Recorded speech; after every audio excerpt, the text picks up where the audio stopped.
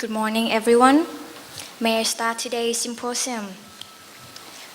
Your Excellency, Dato Nasira Bihin Hun Sen, the Ambassador of Malaysia Embassy.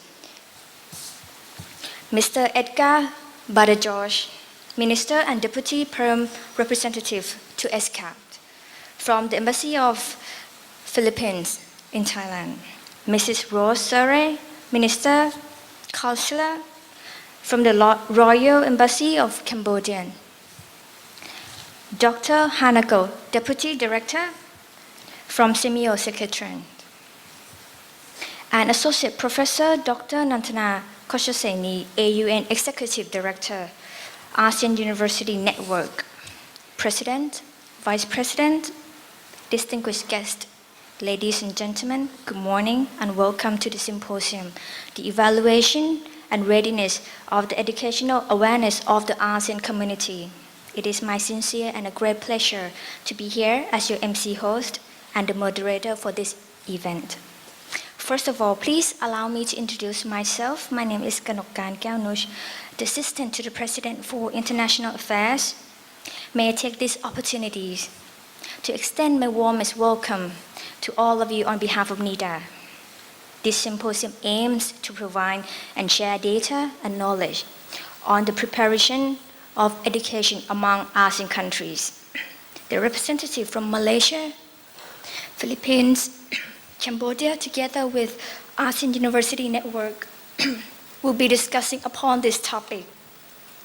I'm particularly pleased to see such important event capture a lot of attention from all of our distinguished guests, faculties, staff from all over Thailand.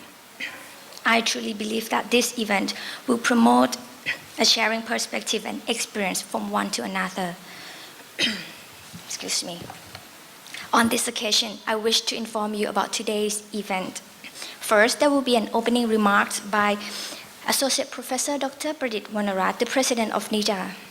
Then we will begin our discussion in the topic of the evaluation and readiness of educational awareness of the ASEAN community, followed by a Q&A questions. And now, ladies and gentlemen, it is my honor to invite Associate Professor Dr. Pradit Wanarat, the President of NIDA, to give an opening remarks on this gracious occasion. Please welcome. Thank you. Your Excellency, Dato Nasira Bihin Hun Sen, Ambassador Extraordinary of the Embassy of Malaysia in Thailand, Mr. Edgar Badajosh, Minister of Deputy of the Embassy of Republic of Philippines in Thailand, Mrs. Rose Sere, Ministry Consul, the Royal Embassy of Cambodia in Thailand, Mr. Hanako, Deputy Director, Program and Development, Semio Secretariat, Republic of Indonesia, Mr. Arthayut Salonon, Director General, Department ASEAN Affairs, Associate Professor Dr. Nantana Kesini, AUN Executive Director, ASEAN University Network, NIDA Administrator and faculty members, distinguished guests, ladies and gentlemen, it is my great pleasure and honor to address and participate in the opening ceremony of the symposium, the evolution and readiness of educational awareness of the ASEAN community. On behalf of NIDA, I would like to extend my warmest welcome and hospitality to all distinguished participants today. Although the ASEAN community is composed of the three pillars, yet education appears to be a cross-cutting element that supports the successful and stability formation of the ASEAN community. According to the ASEAN chapter launched in 2007, a closer cooperation in education and human response development will empower the people of ASEAN and strengthen the ASEAN community. In addition, ASEAN's member states adopt the ASEAN work on education which focus on main areas. First, promoting ASEAN awareness. Second, increasing access to quality primary and secondary education. Third, increasing quality of education performance standards, lifelong learning and professional development. Fourth, strengthen cross-border mobility and internationalization of education. And last but not least, supporting other ASEAN sectoral bodies, and emphasis on education. NIDA is fully aware of education plays a significant role in establishing strong ASEAN community. Therefore, we are taking part in this by preparing our people and Thailand for the regional integration. For this reason, it has inspired us to organize the symposiums on the topics of the evolution and readiness of educational awareness of the ASEAN community, which aim to provide and share data and knowledge on the preparation of the education system among ASEAN countries. Moreover, the symposium is hoped to be a magnifier for the participants to see the guidance and plans for future education. Excellencies, distinguished guests, ladies and gentlemen, on this occasion, I would like to take this opportunity to open this symposium, the evolution and readiness of education awareness of the ASEAN community. I wish all the very best and very success in your future endeavors. Thank you. Thank you very much for your kind opening address, Professor. Before we start our program, I'd like to invite our distinguished guest speakers on the stage to receive our token of appreciation and for a group photo session. Please welcome Excellency Dato Nasira Bindi Hun Sen on the stage.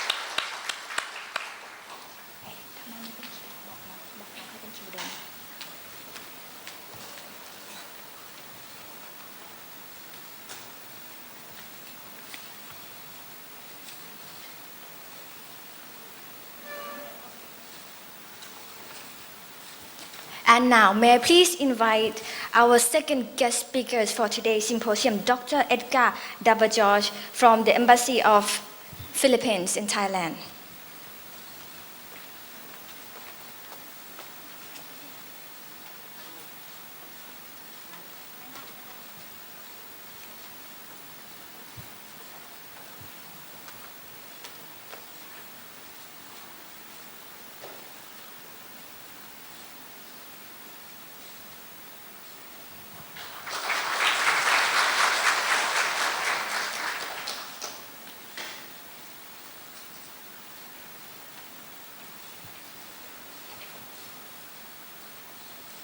And now, for the third guest speaker, may I please invite Mrs. Rose Sere, Minister Counselor from the Royal Embassy of Cambodia in Thailand.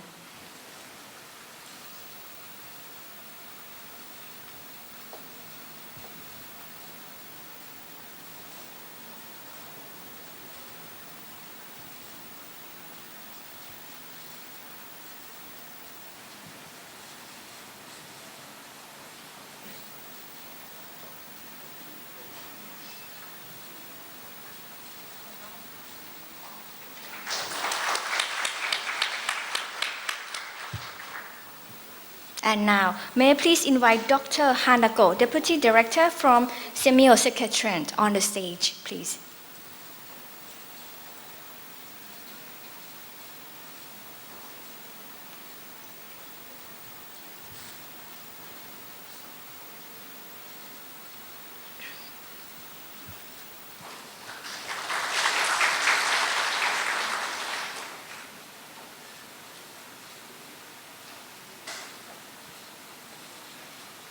And please welcome Associate Professor Dr. Nantana Kochaseni, AUN Executive Director from ASEAN University Network.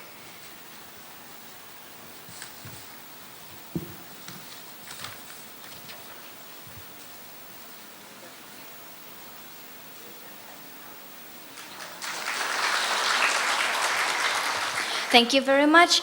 And now please gather all together at the front of the stage for a group photo session.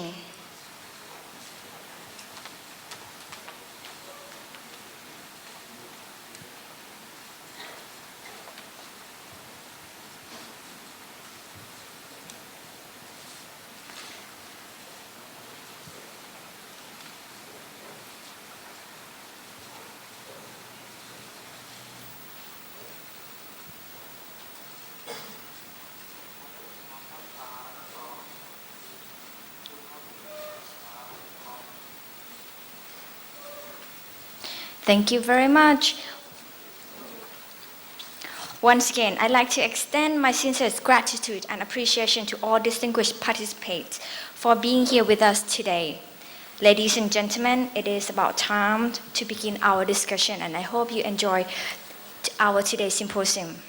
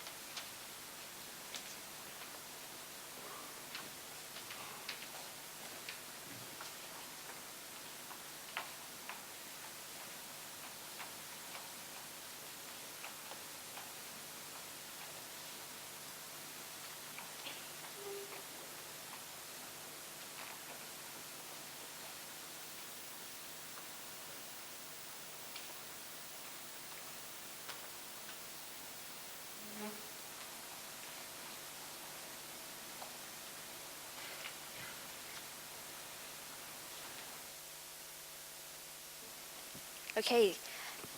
Thank you very much, everyone, for being here. I'll do a quick two rows for this today's symposium, so you see me just there and then now here. All right.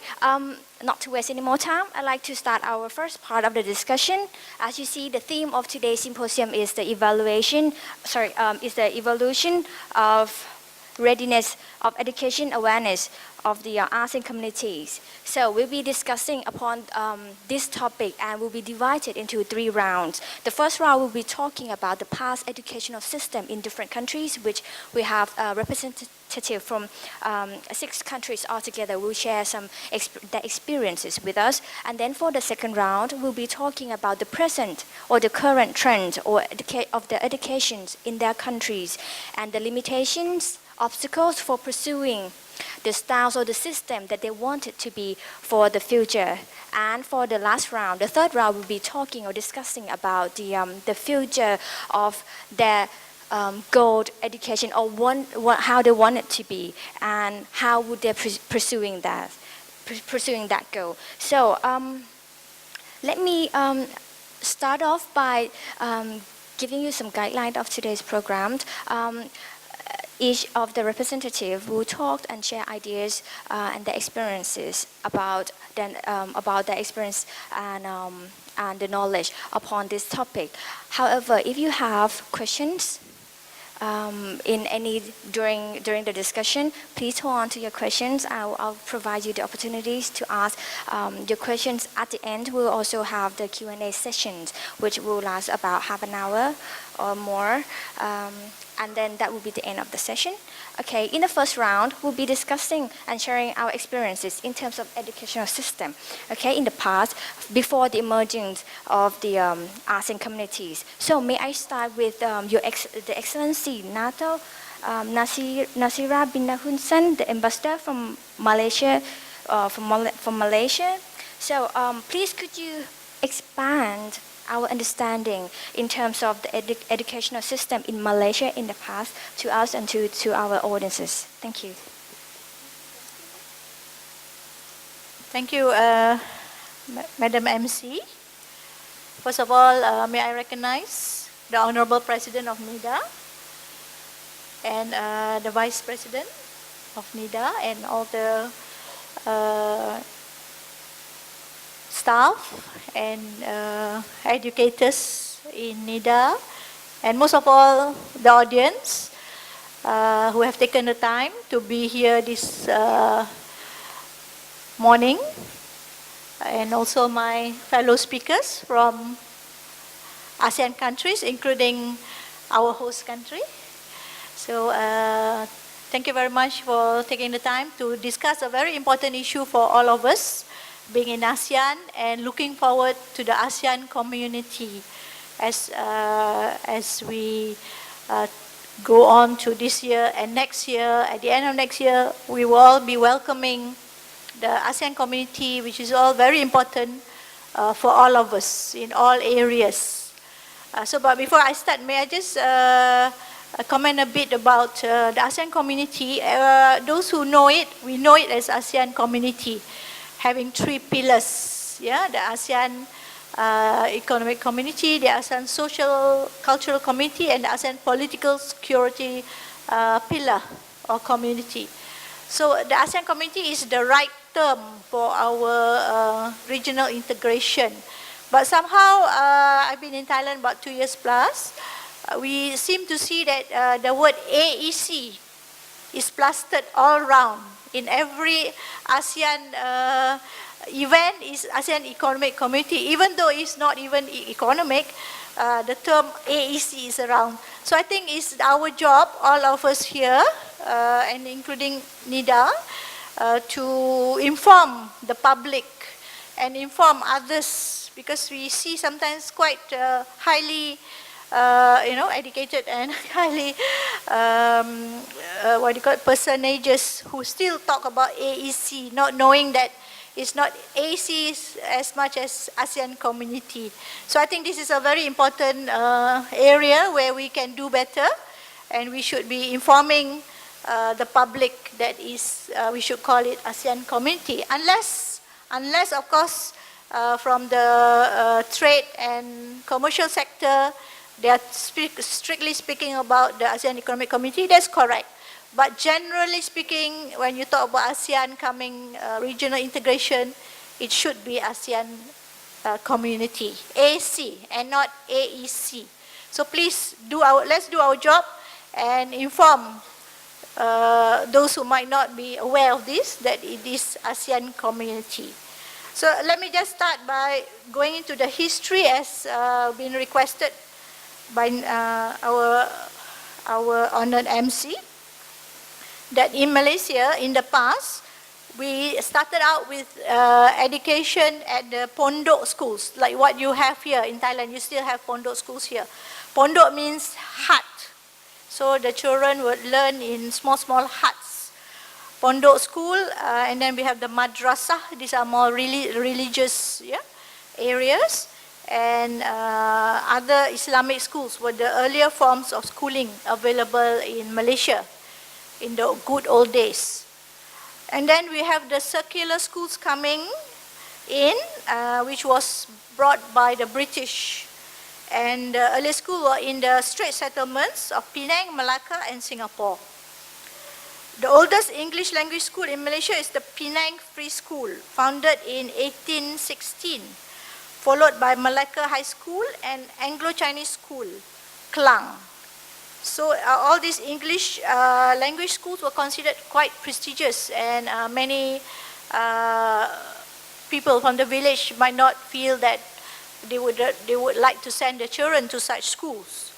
So there were no Malay language secondary schools provided by the British at that time, because it was the British colonial government. So those who had to, they had to adjust to an English language education. So on this part, there were a lot of people who might drop off because of the language problem. So at that time, the Malay College Kuala Kangsar was then established. In the 1950s, there were 4 initial proposals for developing the national education system. It was called the Barnes Report, the Ordinance Report, the Fan Wee Report, and the Razak Report. Razak Report was a compromise between the 2 earlier reports done by the British. The Barnes proposal was implemented through the 1952 Education Ordinance, and this was amidst Chinese protests. So the Chinese in Malaysia, at that time was Malaya. Malaya were not very happy with the Barnes report. So and we had then in 1956 the Razak report, which was adopted by the Malayan government as the education framework for independent Malaysia. Razak report called for a national school system consisting of Malay, English, Chinese and Tamil medium schools at the primary level and Malay and English medium schools at the secondary level with a uniform national curriculum regardless of the medium. So this was what happened before. You have the Chinese language schools at primary level, Tamil medium school at primary level, and then they all dovetail into the national language schools with English language. Yeah? So Malay medium schools will be known as national schools, while other national schools will be known as national type schools. So in the 1970s, or when when we already have had our independence, we had our independence in 1957. So by this time we were quite, the government of Malaysia was quite unhappy with the way education was carried out. So in 1970s, in according with the national language policy, the government began to change English medium primary and secondary school national type into Malay medium national schools. The language change was made gradually, starting from the first year in primary school, then the second year, in the following year, and so on. The change was completed by the end of 1982. So by then we had Malay language national schools, yeah. But the Tamil language national schools and national type schools and English, Chinese language schools were also continued, yeah, until today. So in 1996, the Education Act of 1996 was passed to amend the Education Ordinance of 1956 and the Education Act of 1961. So generally speaking, those were the trend in the former days of the education system in Malaysia. And we will come back to the present at the next round. Yeah. So thank you very much. Thank you very much, Your Excellency. And that is very interesting point. I may say it, about the one that you said. Many people tend to, at the moment, I would say, tend to pay attention to only AEC and believe that AEC is the whole ASEAN community thing. And actually, the point that you have said is really important. That is just because one pillar or one point. We have three pillars altogether, and AEC or ASEAN community is the whole idea or the whole context of this. So again, thank you very much for your insight information. And now I'm wondering, Mr. Bada George, my question to you is that, what was the educational situation in Philippines in the past? Could you please share some ideas with us? Thank you very much. But before I talk about the past Philippine education before the ASEAN Economic Community, let me just acknowledge and thank the President of the University for having us here this morning and for allowing us to share our knowledge and some information about the education system in our respective countries. And also I would like to acknowledge my colleagues here, fellow speakers this morning, and all of you here who came this morning to listen to our presentations. So the education system in the Philippines, before it became fashionable to talk about preparing for the ASEAN Economic Community, was that we had basically 10 years of basic education. And this started way back in the 1900s. You know, we were under Spain for 300 years. We were under Hollywood for 50 years. And then we were under Japan also for a number of years. But formal basic education was really introduced by the Americans in the early 1900s. And they introduced a 10-year basic education cycle. Now, even during that time, English was already the medium of instruction.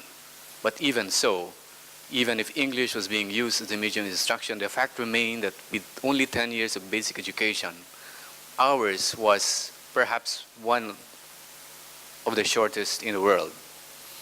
Until it came to a point that in Asia, we were probably the only country, the only ASEAN member country still offering 10-year basic education. What does that mean? So you finish elementary from grades 1 to 6, high school from first year to fourth year, that's 10. And then people can go on to take up vocational courses or take up a bachelor's degree, and then further on to take up graduate courses. So this was the case up until about 2 years ago. We had 10 years of basic education cycle. But let me just also inform you that even before it became fashionable for ASEAN member countries to talk about preparing for the ASEAN community in 2015, which is already next year, we were already talking about revamping our education system, meaning changing it from the 10-year basic education cycle to something else, to make it comparable to the education system of countries in the region and in the rest of the world.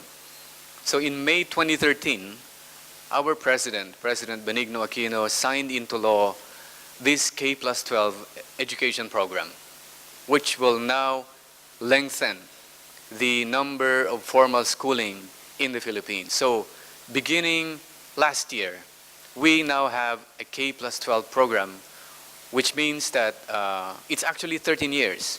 Because whereas before, a kindergarten was optional for parents in public schools, today it becomes compulsory. So that's one. And then they go to elementary, that's 1 to 6. And then an expanded 6 years in high school, junior high school, and years 7 to 10, and then senior high school, years 11 to 12. So that was the situation then in the Philippine education system before 2013. So the reckoning point for us is May 2013, and that was the year when the K+12 program became law, changing our basic education cycle from 10 to 12. Thank you. Thank you very much. That's very interesting. So the 10-year cycle or the 10-year education system at the past, do you face any difficulties in moving or changing or reforming it to 13? Yes. So, in fact, the primary motivation for changing our basic education cycle from 10 to 12 was not so much because we now need to move to the ASEAN community. You know, it's so fashionable to talk about it. Oh, prepare for the AEC or for the AC, as clarified for us by Ambassador here from Malaysia. But the primary motivation for us for shifting from 10 to 12 was because of certain difficulties that our graduates faced, not within the Philippines, but when going out to work overseas. For example, in Thailand. In Thailand, we have a lot of workers from the Philippines here.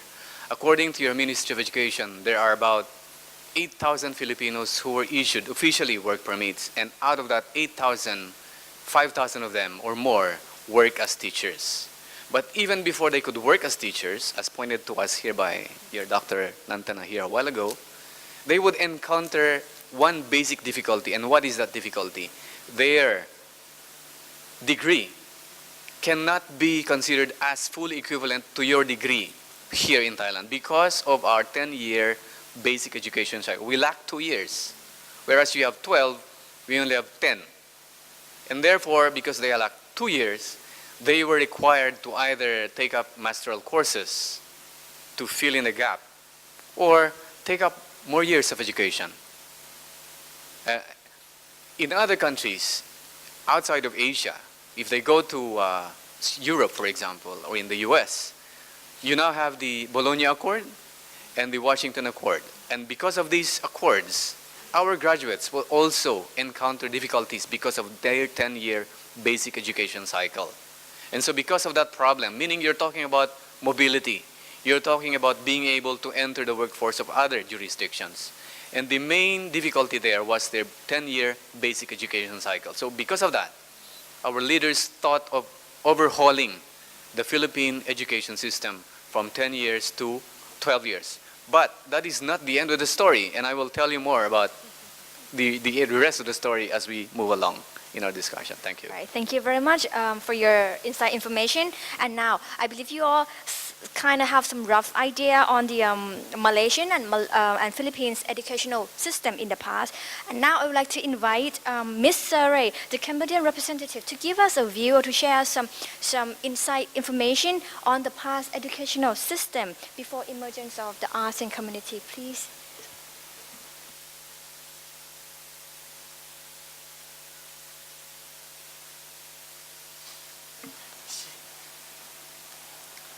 Today, I have the honor and great pleasure to attend the symposium entitled The Evolution and Readiness of Education Awareness of the ASEAN Community with you. Firstly, on behalf of the Royal Embassy of Cambodia, I would like to express my deep and sincere thanks to the National Institute of Development Administration for allowing me to take the floor at this important symposium, and my warmest congratulations to all of you. Firstly, talking about the education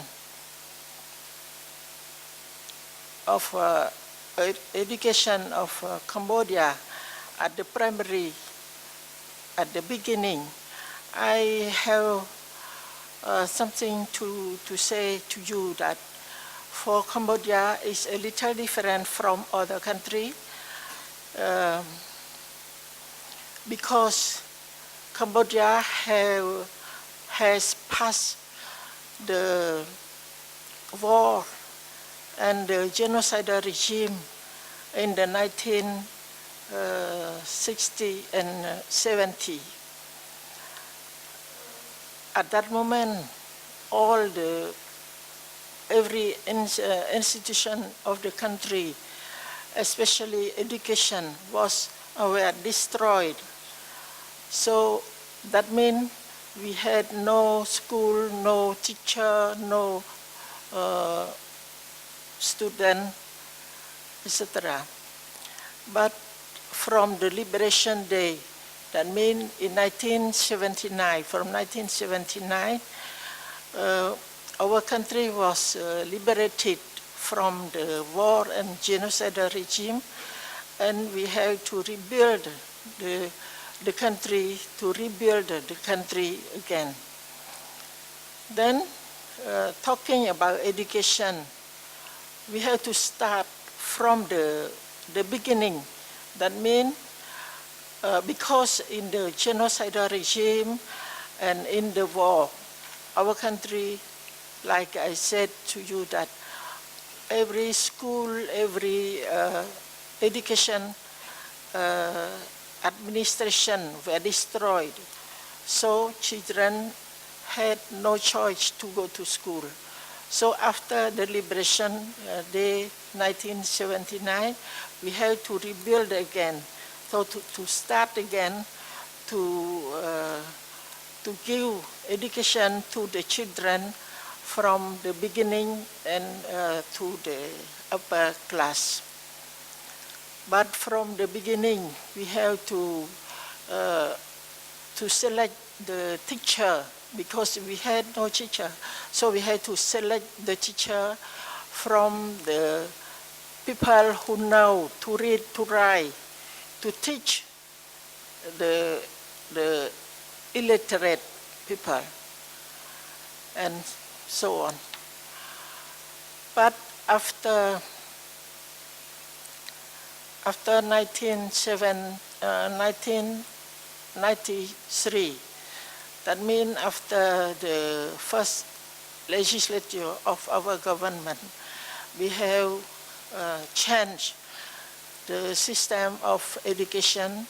That means we have preschool 1 year, primary school 5 years, and secondary school for 6 years. total about 11 years. And we had a lot of problem because we lack of teacher, we lack of school, we lack of education institution. And then we have to ask the donation from other country and other international organization too. But from the 1993, after the first election, we have the government, legislature government, and we start to change, to move every domain in the country, especially in the education. And right now, we have the education system for 12 years. That means preschool, primary school 6 years, and secondary school for 7 years, 12 years. And also we have started to have the upper education from that time right now. And I think that we have the good model from the country neighboring to my country. Thank you very much. Thank you very much. And may I ask, so in the past, what was the criteria in selecting or recruiting teacher for the education in your country? I said to you already that we have to ask the people who can read, who can write, at which grade, what grade, and to select them to teach the children. The people who can read or write a little bit, they can teach the small, the beginning children, and so on. Thank you very much. And one more question. I'd like to know, so before 1993 you mentioned, did you receive, or the country receive well support from other stakeholders in developing the education in Cambodia, or who were the main supporter for developing the education there? At that time, we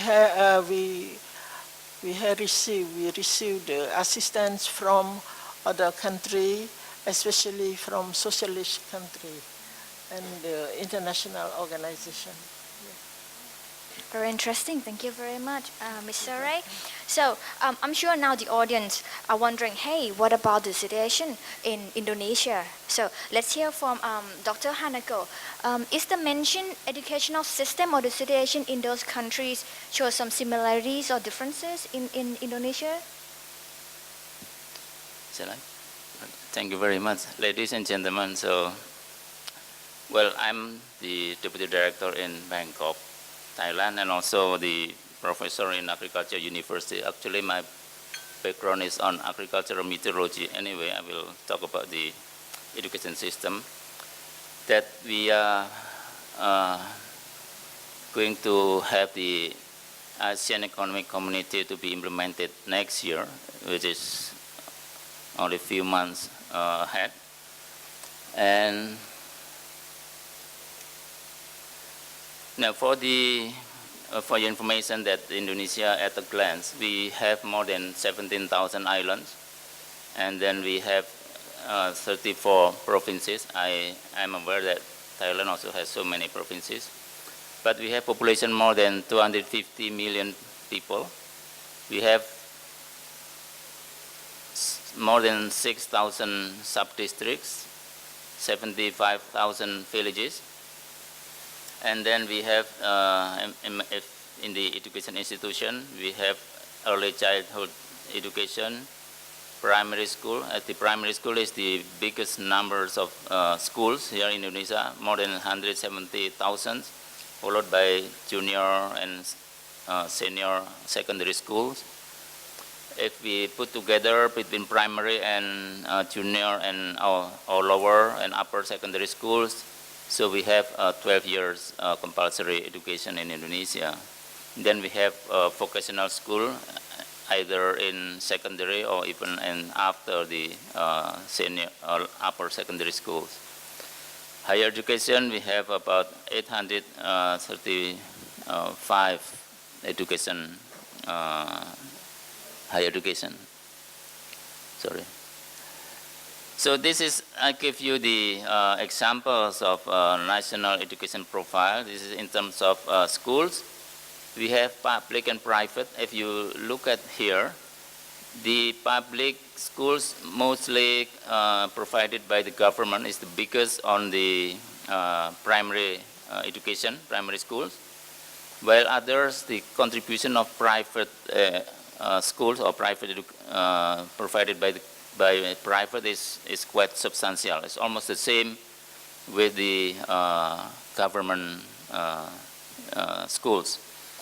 If you look at the technical vocational education, even the private sector provided more compared to the government, as well as the tertiary education. A lot of private education.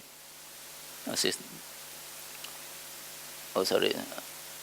This gives you the distribution in terms of provinces.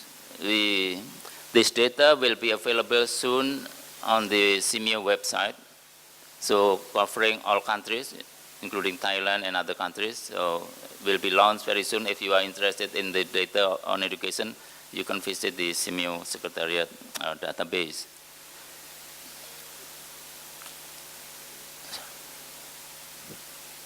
Oh, sorry.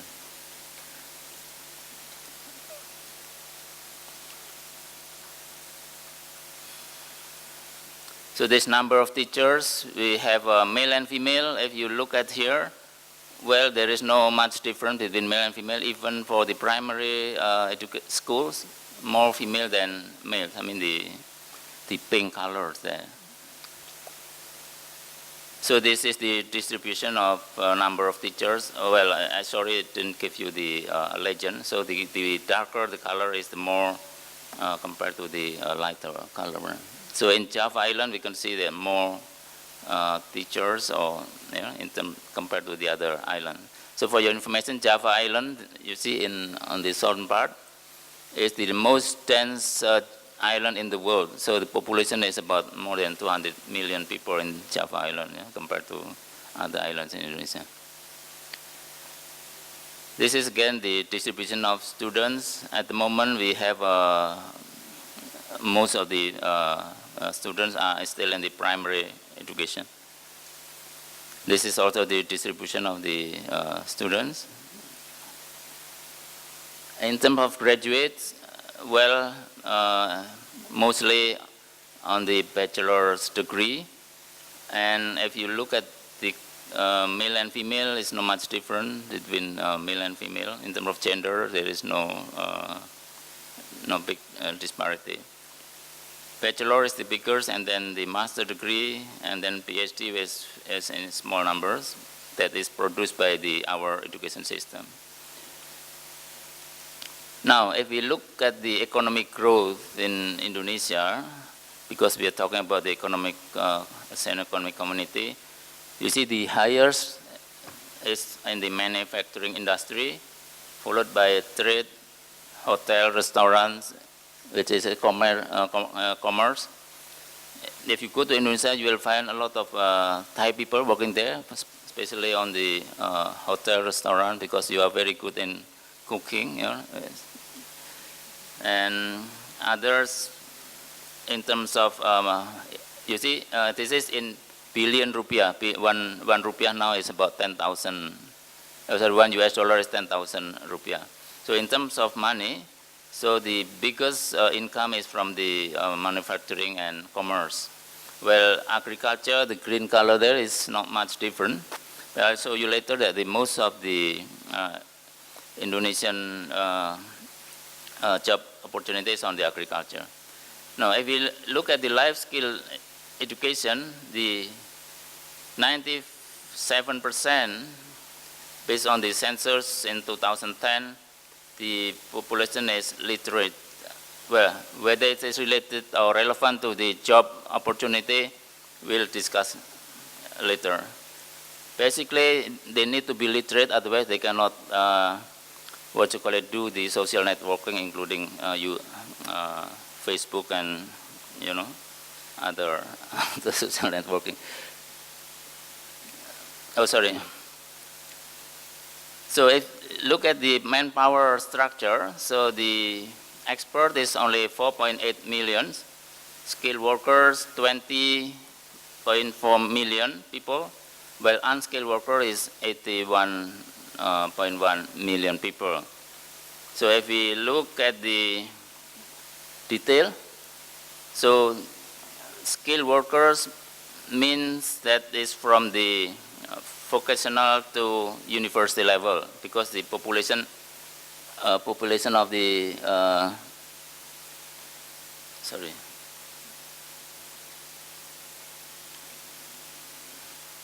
if you look at the population of the skilled workers is 20.4 million, it means that the structure of workforce there in the million people there, the total is 20 million. It means that is up to the upper secondary, some of the upper secondary part. If you sum up, it's 20 million is from vocational secondary up to the university level, plus some of the upper secondary graduate.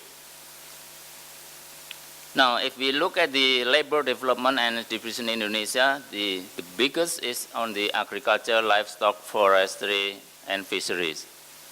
But in terms of money, in terms of income, agriculture is very low. So you can imagine what is the average income of the of agriculture. I mean, it's very low. The number is big, but the money is very small compared to the manufacturing and commerce. So that's why the policy, so I talk about the future, that the government is now starting to promote the vocational school, or TVET,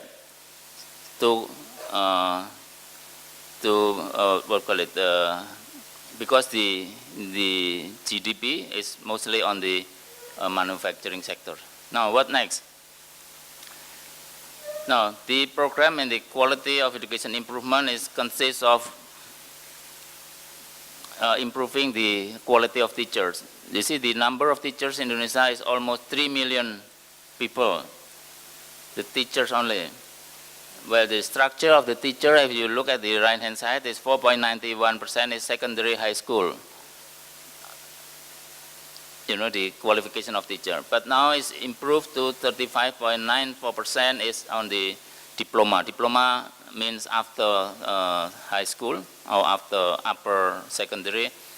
Is for D1 is 1 year more education on after the high school. D2 is 2 years. We have up to D4, and then 59.1% is bachelor for the teacher now. It's much better compared to the, let's say, 10 to 20 years ago. They're mostly on the diploma or upper high school. Well, for master is still low in percentage, but it's going to increase by now. Now, if you look at at the bottom, the distribution between boys and girls in the SMA is upper high school. Sorry, it's upper high school. Boys is 40%, well, girl is 50%. That means that more women than men. Well, on the right-hand side, the male is 36%, female 27%. It's for the vocational school that now the young generation trying to shift from normal Bachelor of Science education to vocational school. Well, this is the distribution of the student-teacher ratios. SD means that is primary, SMP is a lower secondary, SM is a upper secondary. Where the student-teacher ratio is about 1 to 20.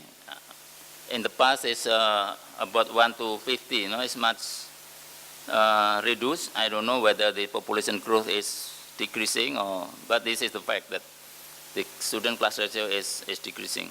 Yeah. Well, student class ratio is about between 20 to 34. In the past, it's up to 50. So meaning that the government has put a lot of investment on the school infrastructure. Sorry, last one. This is the plan of the government that by 2045 of the 100 years of independence, GDP is expected to be 16.6 trillion US dollar, and then income per capita is 46,900 US dollar. This is the projection. So by joining the ASEAN community, so I hope that a lot of improvement is made. Thank you very much for your attention. Thank you very much. So great.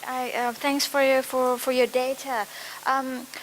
What you mentioned when you mentioned about the islands or the islands in Indonesia, it got me thinking that Java. You mentioned Java Island is quite populated, lots of numbers of populations there. So I'm wondering, what about the educational system in that particular island? Is it similar to others, or do they have the same standard with other islands along among the Indonesia? Yes, frankly speaking, everything in Java is at the moment is better now in terms of infrastructure, of course, and then will impact the education system. So, but the government is trying to also improve the outer islands of Java in terms of education, say especially with the advancement in ICT. So there is a program so-called distance learning. So by the ICT, that the teacher will not be lag behind compared to the Java Island, but still it needs time, Thank you. Okay, thank you. And one of your slides shows portions, three portions of level of educations that Indonesian people received. So I'm wondering, the unskilled portions shows quite a large numbers. So do you have any ways or tips or techniques in encouraging populations in Indonesia to pursue a higher education? Yes, the unfortunate is that the unskilled workers is 80 million people, So that's why the most of them are working in the agriculture sector, on-farm agriculture. So that's why the government provide the vocational education, so they can shift from conventional agriculture to more, modern agriculture when you are working in on-farm, or in the after post-harvest technology, for the vocational technologies. But if you work on the agriculture, it's fine. But the problem is that the land ownership in Indonesia, on average, is 0.3 hectares per household. So that is the basis for the poverty, So that's why a lot of people is moving out from rural areas to cities, to urban, so causing the problem of urbanization, even going overseas. But the problem is the unskilled, so they just be as house workers. That is very unfortunate about that one. Thank you very much. Okay, thank you very much. I kind of understand your sense of where you're coming from. So thank you again for your answer. And now I'd like to invite Associate Professor Dr. Nantana to tell us about the holistic view of the past educational system in the ASEAN countries that you have experienced, please. Yes, good morning. And first of all, I would like to express my sincere thanks to the organizing committee of the symposium to invite me to be one of the speaker on this panel. It's very honored. And in fact, the organizing committee put the Thai flag in front of me. I'm Thai, and I'm very proud, right?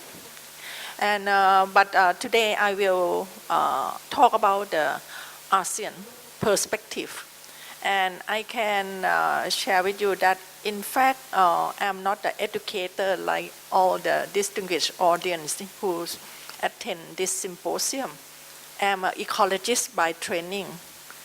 And I work for the ASEAN University Network for 10 years, learning by doing, in fact, learning every day. And from the learning by doing, so sometimes succeed, sometimes not succeed, but it's a good experience. And I would like to share the informations and the history why the AUN, which is ASEAN University Network, established on what purpose.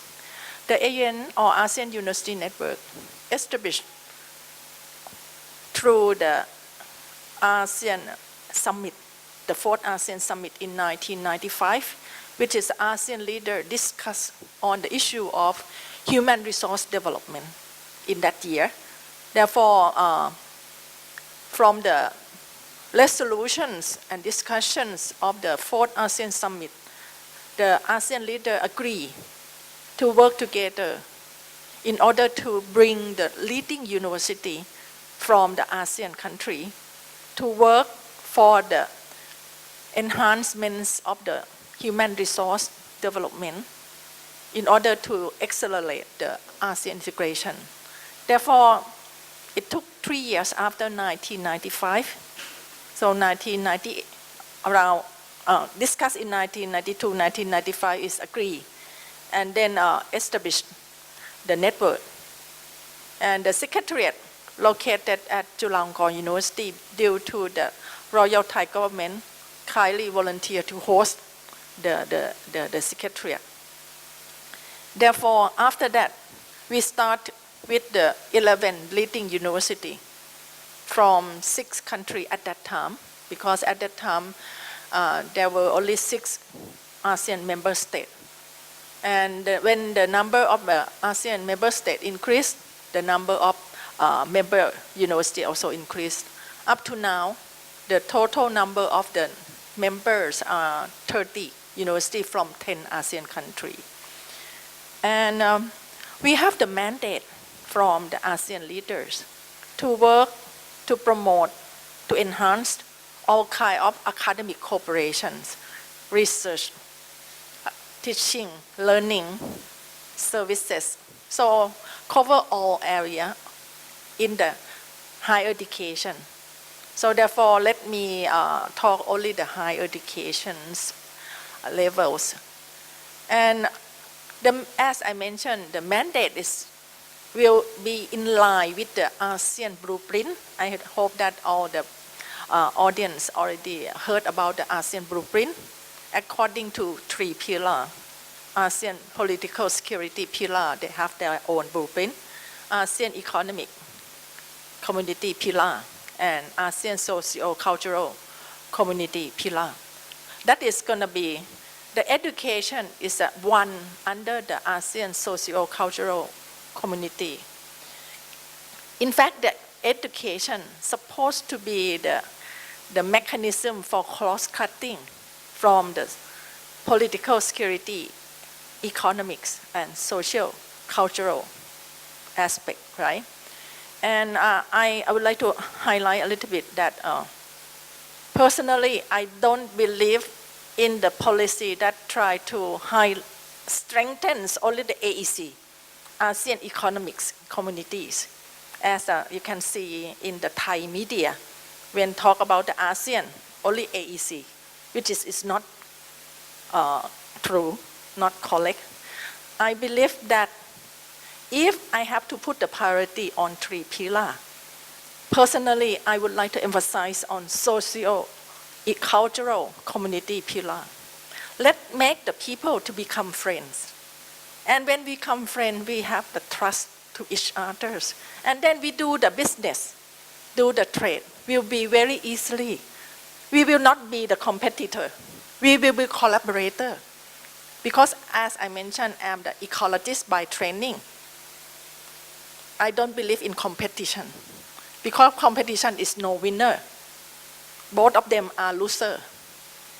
So, but if we become collaborator, we share benefit. Become the collaborator, the most important factor should be the friendship, the trust that we have.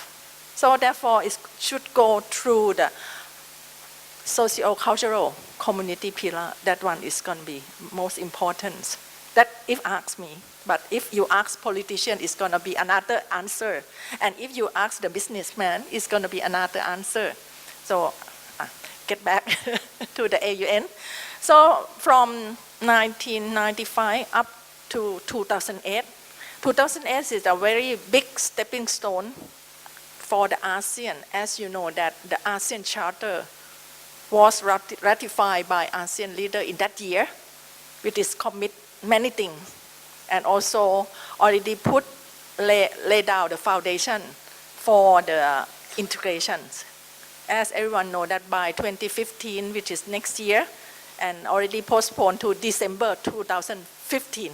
So if you can count the date, we still have almost how many months? 22 months for the integration. But the time is so short. But we can do everything that we can. If you ask what is going to be priority, I think that as an educator, we have to do everything.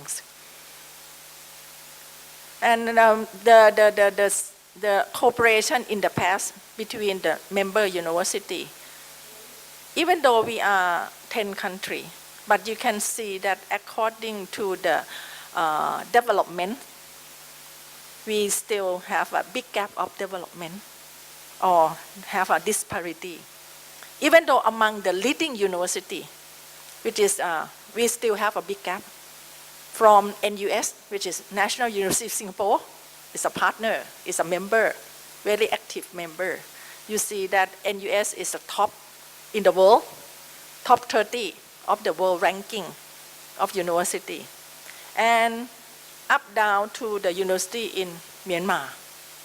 So therefore, among leading university of 10 countries, we still have a gap. So therefore, AUN, we work on the ASEAN spirit, try to help each other, help each member to reduce or narrowing the gap. At the same time, we also share with non-member. So we work in terms of the scale out and scale up. So many ways that we can do, we do for the better of the region. So that is the way that we approach. So therefore, after 2008, AUN is become one of sectoral ministerial body in the higher education area. AUN is in the Annex 1 of the ASEAN Charter. So therefore, the role of the AUN become more visible. Therefore, after 2008, a lot of the cooperation with dialogue partner, which is other country. For example, our active one is a +3, which is China, Japan, Korea. We work closely with them, and also European Union. Now, US start to try to engage to the higher education cooperation. So therefore, that is going to be the big stepping stone up to now. So this is just the first thing that I would like to share. Thank you very much. Very excellent. I like when you say learning by doing. It's quite a good implementing technique. So so now, I believe you all have some ideas about the educational system in the past. So we'll move on from the first round to the second round, which we'll be discussing or addressing on another interesting subject, which will be the current educational system and how each country have prepared themselves or preparing themselves and the students for the appropriate educational system to fit with the ASEAN community. and what would be the obstacles and limitations in doing so. So, may I please start with the Malaysian ambassador to please expand our understanding in terms of the current educational system in Malaysia and how you prepare yourself and what are the preparation process. Thank you, Madam Moderator. Before I go into our current education system, may I just congratulate all the speakers before me because they have given us a very, very interesting image and background of all the countries from Indonesia, Cambodia, and Philippines. And our Associate Professor Dr. Nantana has given us a very, very good idea about what ASEAN universities are leading to. And it's all very interesting. I agree with everything that you say, Dr. Nantana, except for one, about ranking. I'm not very impressed sometimes with ranking, because ranking is somebody does the ranking. You know, sometimes it's a foreign coming to rank us, to put us according to their idea of what should be the first, second, third, and all that. So I'm not really, really very impressed sometimes with ranking, because it doesn't take certain conditions about each country have a certain area, a certain development stage, and all that. So that is not taken into consideration. So I'm really sometimes not very impressed, not just for universities ranking, but ranking for other areas. I think we should do it ourselves sometimes. Somebody from this region should do ranking rather than somebody from 100,000 steps away from us. So all right, if I can just go into our education system in Malaysia.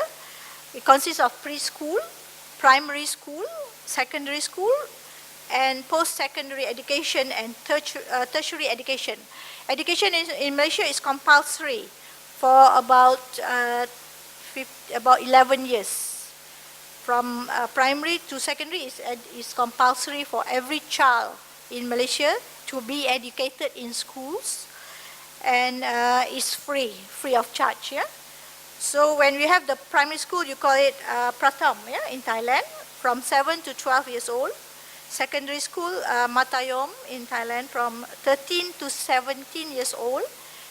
And then you have, of course, we go on to the post, we have the pre-university, from 6, lower 6 and upper 6, which is for sitting for the higher education, higher school certificate, HSC. So when primary education starts at age 7 and lasts for 6 years, referred to as tahun 1 or year 1 to tahun 6 or standard 6, which is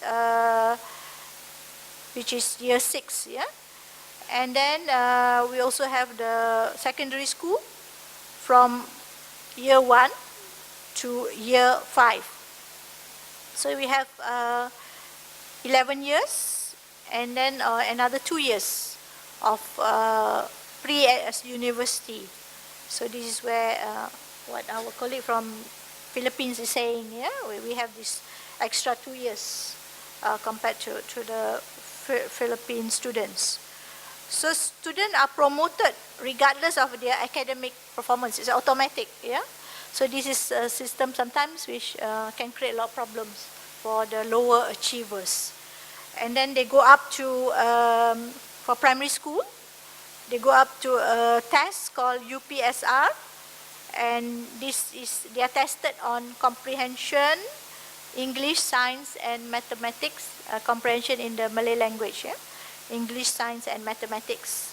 And then you have the public secondary school in Malaysia, generally provided at national secondary schools, and use Malay as a medium of instruction. So at the end of Form 5, students are required to take the Malaysian Certificate of Education. So this is your O-levels, equivalent of O-levels. And when they finish secondary schools, they can either go for their higher school certificate, the HSC, or they can go into the universities for matriculation. So this is the steps for the students in Malaysia. So if they go to the university, they can do matriculation or pre-university program for 2 years at local universities. And then when they are successful, they enroll into public universities, either at home or abroad. And then they can also have a choice at private higher educational institutions. These are private universities, private university colleges, and you have foreign branch campus universities and private colleges. So this one is private, they have to pay for that. They can also do a A-level program for those who are going to UK, or do the American Associate Degree, AAD, for those who are going to the United States. And for those going to Australia, you have the South Australian Matriculation, SAM. And upon successful completion, they will enroll into foreign, into Australian higher education institutions. This will be private at their own expense. Our own university system in Malaysia, the public universities, each academic year divided into 2 semester system. For an honors degree at undergraduate, the time is about 3 to 4 years. So and after that, they can opt for postgraduate study at master's level, and this is about 18 to 24 months. And then sometimes there's some universities who offer also for 1 year. So classification of tertiary education in Malaysia is organized upon the Malaysian Qualifications Framework, MQF, which seeks to set up a unified system of post-secondary qualifications offered on a national basis, both in vocational as well as higher educational schools. Students also have an option of enrolling in private tertiary institutions, and private universities are also gaining a reputation for international quality education. And students actually from all over the world come to Malaysia to attend these universities. They offer courses in collaboration with foreign institute or university, especially from the US, UK, and Australia. So this will allow students to spend a portion of their course duration abroad, as well as to get overseas qualification. So they do 1 year in Malaysia, or 1 or 2 years, and they go abroad to finish that education there. So can I talk about preparation for ASEAN community now? Yeah. So when we talk about preparation for our ASEAN community, and of course I agree again with Dr. Nantana, because we have to prepare them for the community as a whole and not just for the ASEAN economic community. So our experience in emulating the good principles that could be learned from the Bologna process is by developing higher education on step-by-step process to an international level, to a step that is recognized internationally. We have invited a few international universities with very good reputation to establish their campuses in Malaysia. So you have Curtin University in Sarawak, Nottingham University, and we have Monash University and Swinburne University. So these are the foreign universities that have established their campus in Malaysia. So in promoting ASEAN community, efforts are continuously taken by our institutions. For example, the Asia-Europe Institute under University of Malaya, you have the ASEM in University of Malaya. They are offering international master's program in ASEAN studies. So this is a very good program and provides an advanced level of understanding of the political, economic, social and cultural forces which shape ASEAN, as well as a wide range of issues faced by ASEAN. Sometimes it's good for us also to go into this type of program, and it's also good for European students to be educated on what ASEAN is all about. So this course aims to critically assess the significance of ASEAN as a regional grouping in terms of theoretical, conceptual and empirical debates from a range of issues and disciplines. Upon completion of this program, students will have a better understanding, more in-depth understanding of ASEAN, and should have acquired knowledge of the content, institutional framework, issues and governance mechanism of ASEAN, as well as interpreting several major issues associated with the contemporary developments in ASEAN. So our Ministry of Education encourages higher education institutions to encourage networking, promote greater mutual understanding and idea sharing with other institutions in ASEAN through collaboration with AUN. So this we do it through collaboration with AUN, and we do it through seminars, talks, convention, and we have exchange programs at the student level and even at the staff. The educators, they have exchange program. Then we have games. This is very good for university students to engage in competition in sports. And then also there will be mobility programs and other programs, which is ongoing between Malaysia and Thailand and Malaysia and other ASEAN countries. So it's hoped that this program will enable students and academicians to learn and understand more about education in ASEAN, other ASEAN countries, and especially their rich cultural heritage. And these are the areas where we would like our ASEAN students to know about each other. What are the problems and obstacles of the readiness for the ASEAN community? The first obstacle that we can see is the command of English language. So it's widely spoken, but only in cities. Citizens of ASEAN must be able to communicate in one common language to overcome the language barrier. So we see, of course, English as one of the languages in which the ASEAN community, the ASEAN people, can communicate with each other. And of course, Malay language would be another one, because Malay language will be spoken by half of the population in ASEAN. About 300 million people speaks Malay language.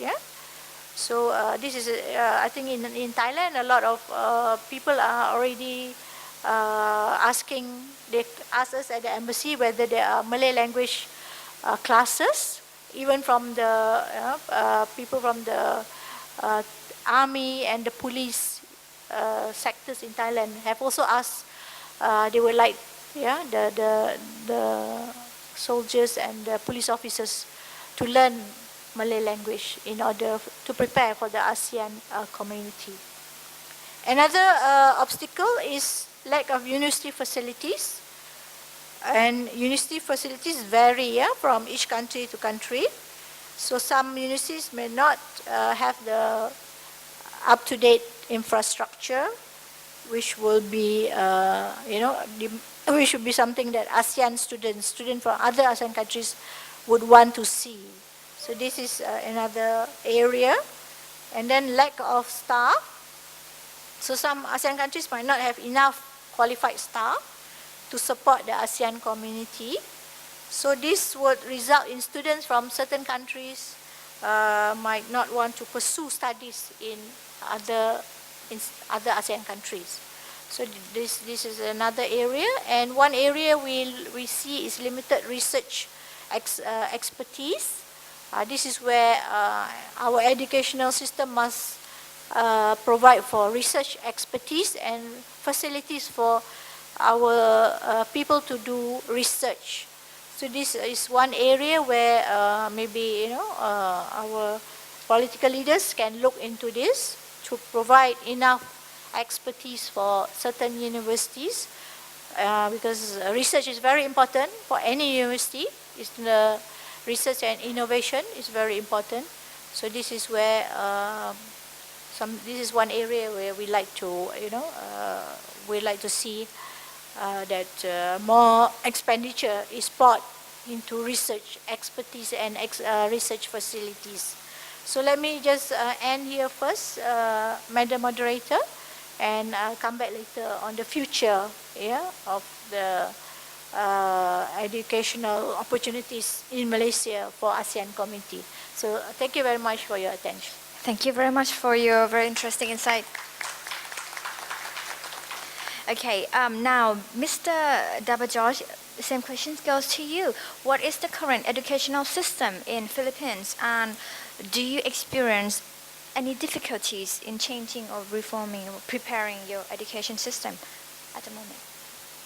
Thank you, Kunmei. So, as I mentioned earlier, in May 2013, our president signed into law the K+12 program. There was a lot of difficulty in pushing for this program, and the difficulty was coming mostly from parents, because the K+12 program would mean extended schooling, and that would mean additional expenses for them. So instead of just spending for 10 years, they will now have to spend for 2 more years, or a total of 12 years. So that's where the opposition was coming from. But thankfully enough, after a lot of explaining and lobbying and talking to the parents, we were able to convince them that it is actually more beneficial to their children if they now would undergo this K+12 program instead of having only 10 years of basic education cycle. So finally, in 2013, it was signed into law. Now, as I said also earlier, the primary motivation for moving to the K+12 program, or to having a 12-year basic education cycle, was not so much because we wanted to be in line with the ASEAN community, but because we saw that the 10-year basic education cycle had its own weaknesses, and it was not really resulting in good scholastic performances for the students who were under this program. For example, it was noticed that because of the 10-year program, students were performing not so well or poorly in a lot of surveys and national tests that were being administered. And so it was decided that perhaps we need to really overhaul the education system, and to do this, the government finally adopted this K+12 program in 2013. Now, the goal of the K+12 program, the most obvious benefit of it, of course, is that it now aligns the country's basic education cycle with the rest of the countries in the ASEAN region and with the rest of the world.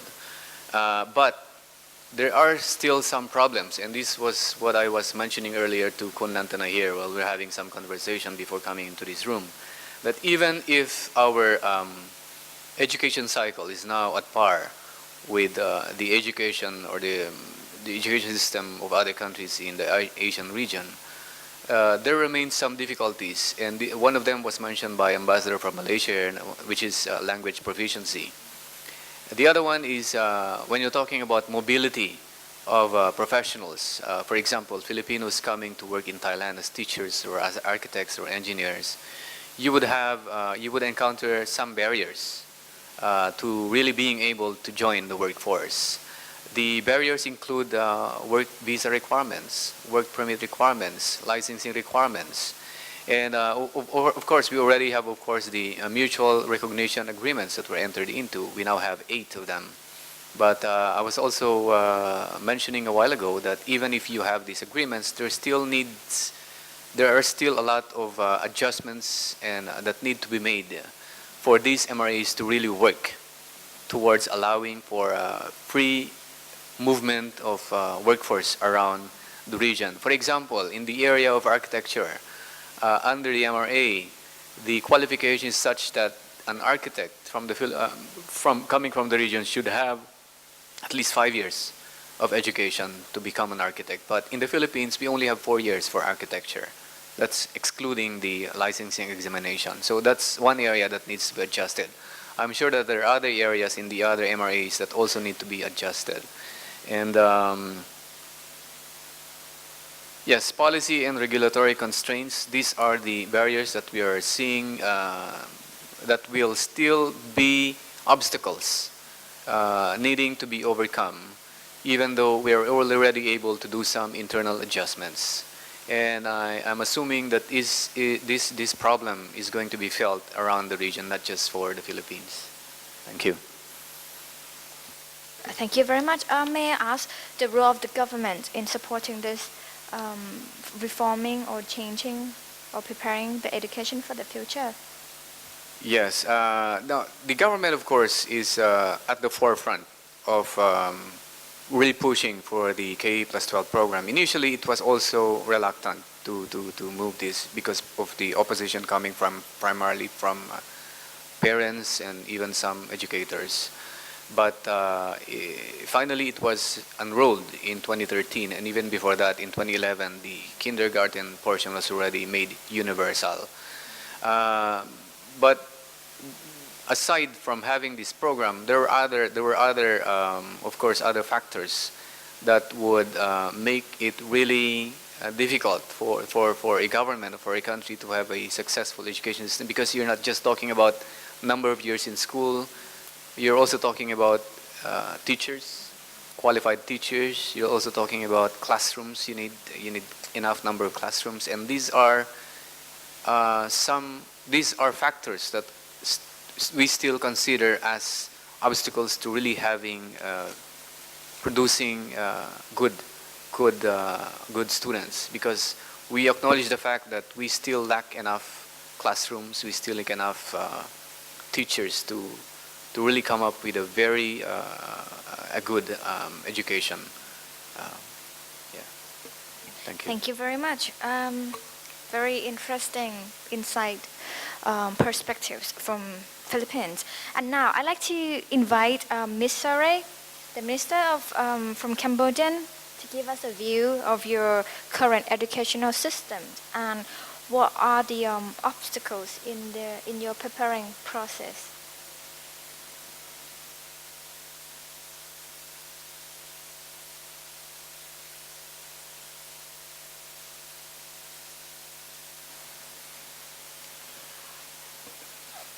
Thank you. I have told you about the education in Cambodia, especially the primary education, and that means the education until the 1993. That means I have talked about education in primary and secondary school. But for now, since 1993, right now, our government have established a lot of university faculty in the country, but we have a lot of problem. And for now, I would like to talk about the education in higher, about the higher education in Cambodia. In connection with the theme, the evolution and readiness of education awareness of the ASEAN community, I would like to inform you that actually the royal government of Cambodia, under the leadership of Prime Minister Samdech Mahasena Padaydejo Hun Sen, has made the reform of higher education in Cambodia. The following is the policy of higher education reform in Cambodia. First, diagnostic of the issue facing higher education system. For the new mandate of the royal government, the development of Cambodia education sector will take a new approach by beginning with the implementation of the rectangular strategy phase 3 of the royal government of Cambodia, for which Samdech Prime Minister announced it during the first meeting of the Council of Ministers for the 5th legislature on September 25, 2013. A higher education vision 2030 has been prepared by the Department of Higher Education, Ministry of Education, Youth and Sport to set a long-term strategy for the sector.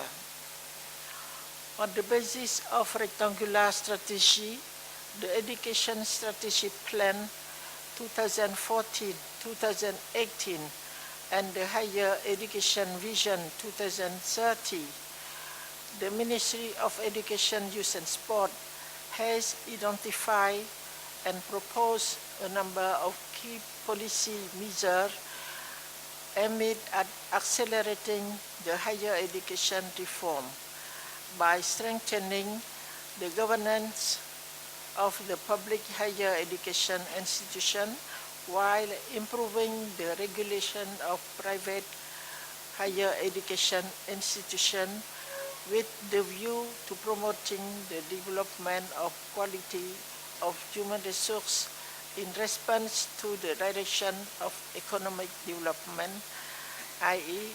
linking university and state institution to the industry.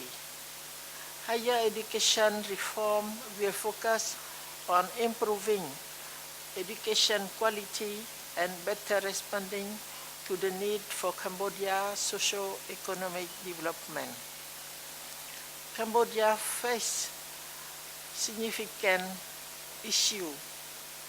The development of its economy and education is a critical factor. It is necessary to identify and address the central goal that will make a critical difference to achieving our position in ASEAN and the world.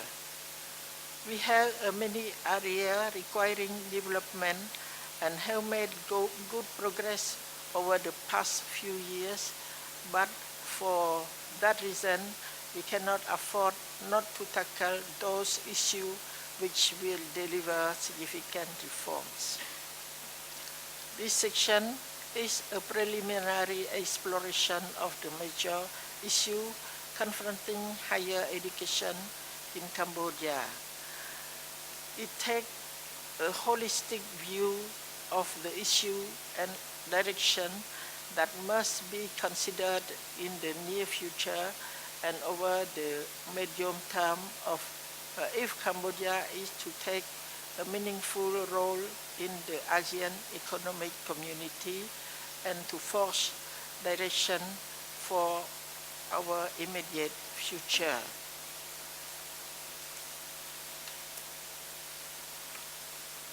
During the last decade, the absorption capacity of Cambodian higher education has increased rapidly, with the total number of students increased from 50,000 students in 2002-2003 to 250,000 students in 2012-2013. This massive increase has been made possible by the opening of new public university, but also private higher education institutions. This has led to today's serious challenges, as there are currently 100 universities in a country of 14 million of inhabitants. Moreover, there is no real control or regulation by the Cambodian authorities. Cambodia's top-down approach to urban planning results in an increase in an extreme concentration of supply in the capital. In 2013, there are 103 higher education institutions in Cambodia, of which 39 are public, while another 64 are private higher education institutions located in Phnom Penh and 19 other provincial capitals. At present, some 63 higher education institutions are governed by the Ministry of Education, Youth and Sport, among which 9 are public higher education. Students pursuing the associate, bachelor, master, and PhD degree totaled 255,790. education quality has become a major concern for the Cambodian society. Inflation of degree and diploma issued by both public and private higher education institutions. The management of the public higher education institution and the regulation of private higher education institution should be further enhanced in order to meet the requirement of Cambodia membership of the AEC. Thank you very much. Thank you very much, Ms. Sore. And now, I'd like to ask Dr. Hanako, is the mentioned current situation from those countries show some similarities with the Indonesian educational system? And please, could you also tell us about the limitations in your educational system in reforming or changing the trend for the moment, please? Thank you very much. As I mentioned before, that our education system is for 6 years primary education and then plus 3 for the lower and upper secondary. However, the government introduced or encouraged the acceleration system. So instead of 3 years for lower or upper secondary schools, you can complete it only 2 years. So you can save the time in schooling system. So some or many schools already apply that acceleration program.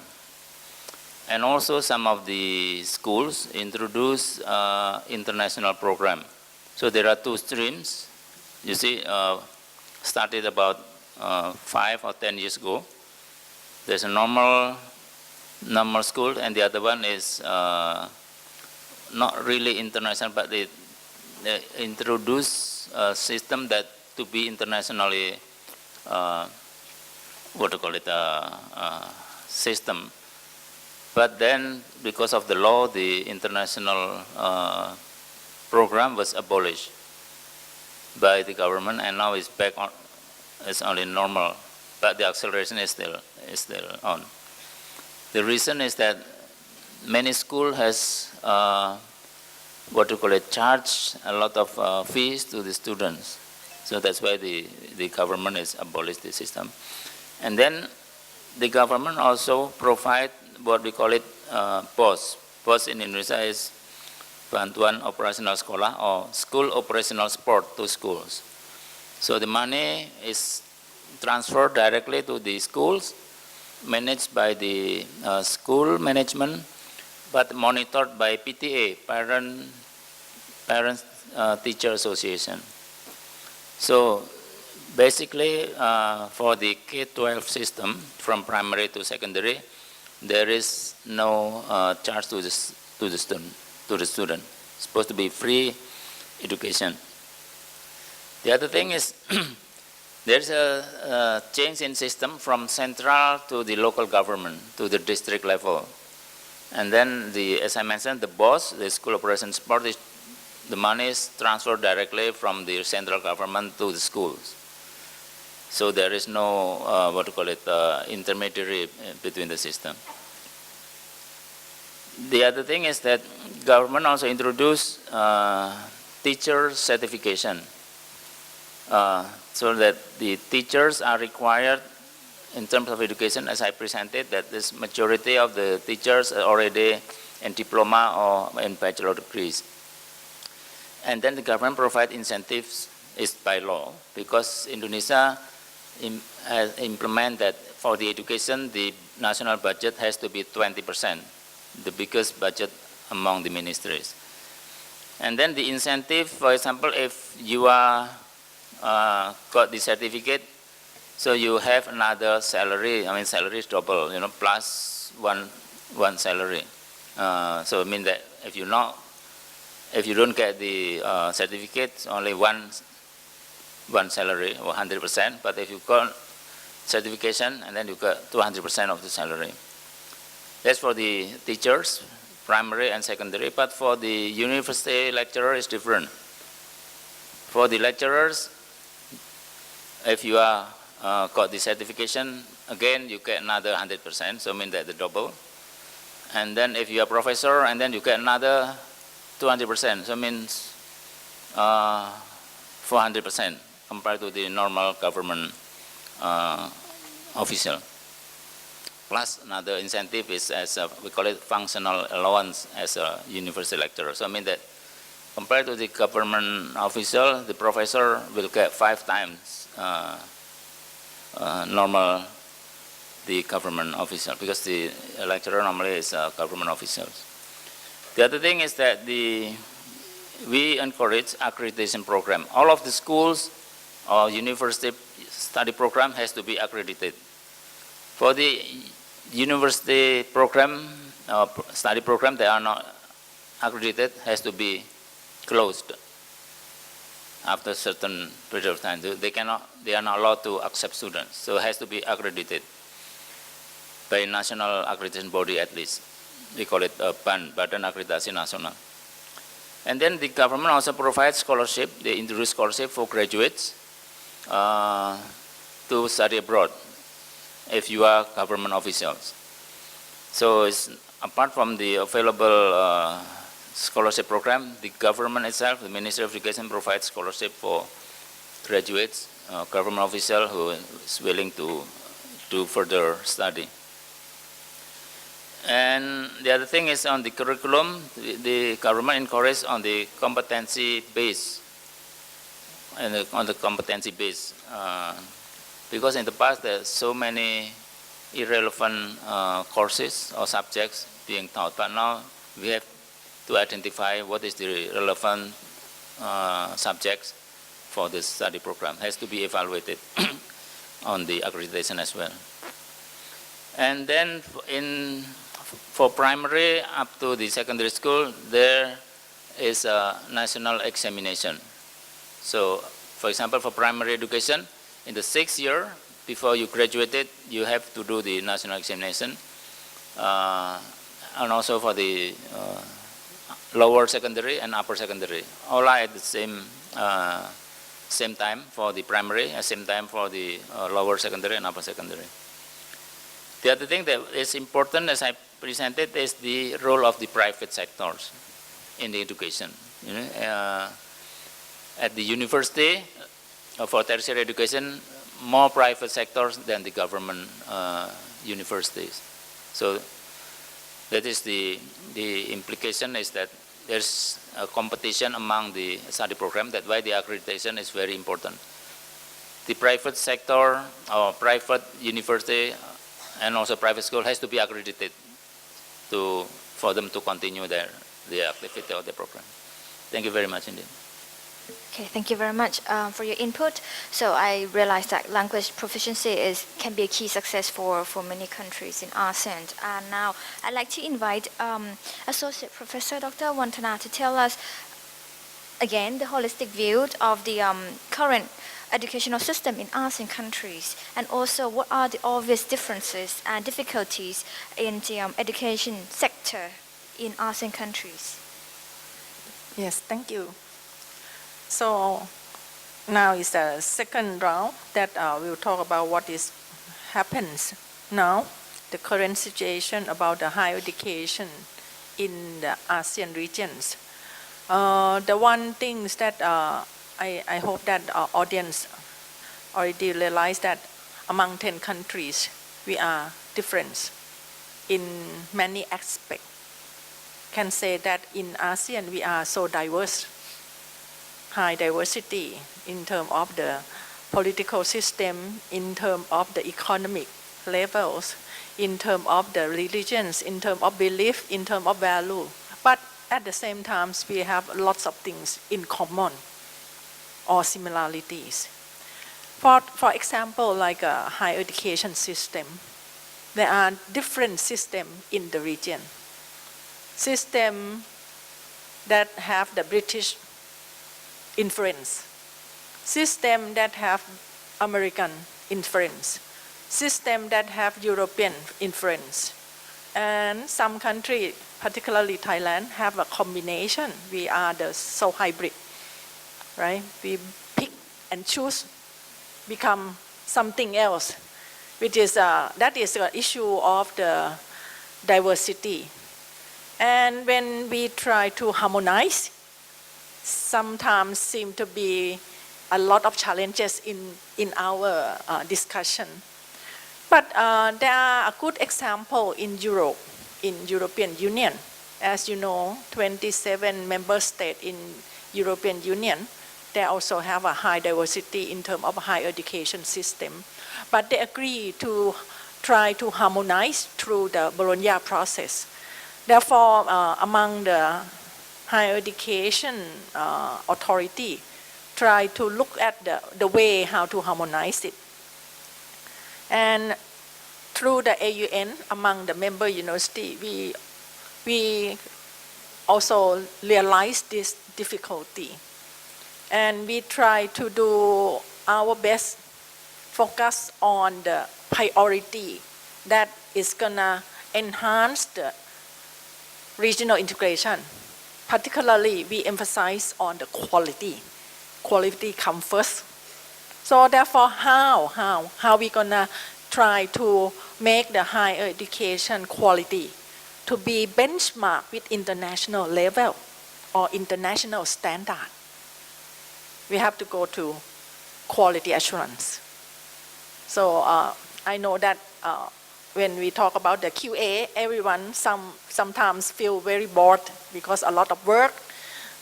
But that is the way how to ensure the quality that we serve, that we provide to our students. And it's make sure that the graduate will achieve to the competency that we expect from the program. So it's no way out. We have to work on the quality assurance. Therefore, AUN now, in fact, we start to emphasize the quality since 1998. And in 2006, we already achieved the developments of the regional system that called AUN QA system. And we already we have implemented for 5 years now among the member university and associate member. We ensure the quality of the program. We start with the program. Why we don't start with the institution or university? Because we believe that each university, even though they are different in terms of level of development, but they will have their own excellence in some program. So that is a good opportunity to engage everyone and encourage the university to keep improving the programs for ensuring that the graduate will be recognized at the regional levels. So in fact today, start from yesterday, I bring the assessor team from ASEAN to conduct the assessment at Chulalongkorn University for one program. So after this session, I have to run back to Chulalongkorn to accompany the team to wrap up everything. So this is the priority, which is quality, and I hope everyone agree with the quality. Because among the 10 ASEAN countries, I let everyone guess how many universities in 10 countries in total. No one can tell, but now it's 6,000 plus university or higher education institution in 10 countries. 6,000 plus.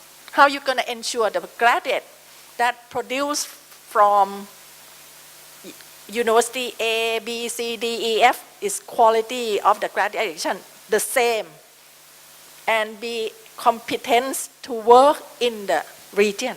Because next we will talk about the MRA, Mutual Recognition Agreement, right? So therefore the quality assurance is going to be the important system and mechanism in order to ensure the quality and in order to keep improving the quality of education or higher education. So please patient with the system. So therefore now more than 80 programs in the region already have been assessed by us and already achieved to the standard. So that is a priority, one priority for preparing the people to engage into the ASEAN community. The second one, we need to raise awareness, ASEAN's awareness among the people in ASEAN. Therefore, we think about who are the key stakeholders or key actors to push or to accelerate the ASEAN community building. Is that our student, right? Our young generation. Therefore, how to build the ASEAN awareness? We need to find the mechanism, which is mobility. Therefore, the mobility or exchange programs are important. Not only the student, the faculty, the teacher. If the government of the respective country have the budget, please do so. Send them out for 5 days, 7 days to gathering with other friends in other country. That is going to be the way how you build the awareness and create the better understanding with the different culture, different value, different belief. So we're going to live in the multicultural environment soon. So this is the second important, that we have to raise ASEAN awareness through mobility, through the exchange of people. So therefore, if we know each other for 5 days, 10 days, or even though shorter than that, we have the activity together. We interest in the same things. We discuss in the same issue. We try to think to do something for the benefit of the region. So that is going to be the double or multiple impact after that, after the activities. People will be friends. And nowadays, through the social network, people can keep the communication. The relationship will growing on, right? So that is going to be the way that we can accelerate the ASEAN awareness through the mobility. And the third point, I think Dato Excellency Dato Nasira already mentioned about the research collaboration, or even though academic collaboration. That is the third key activity that AUN really concerned about, the collaboration. So from the university point of view, every university, I do agree with the world ranking.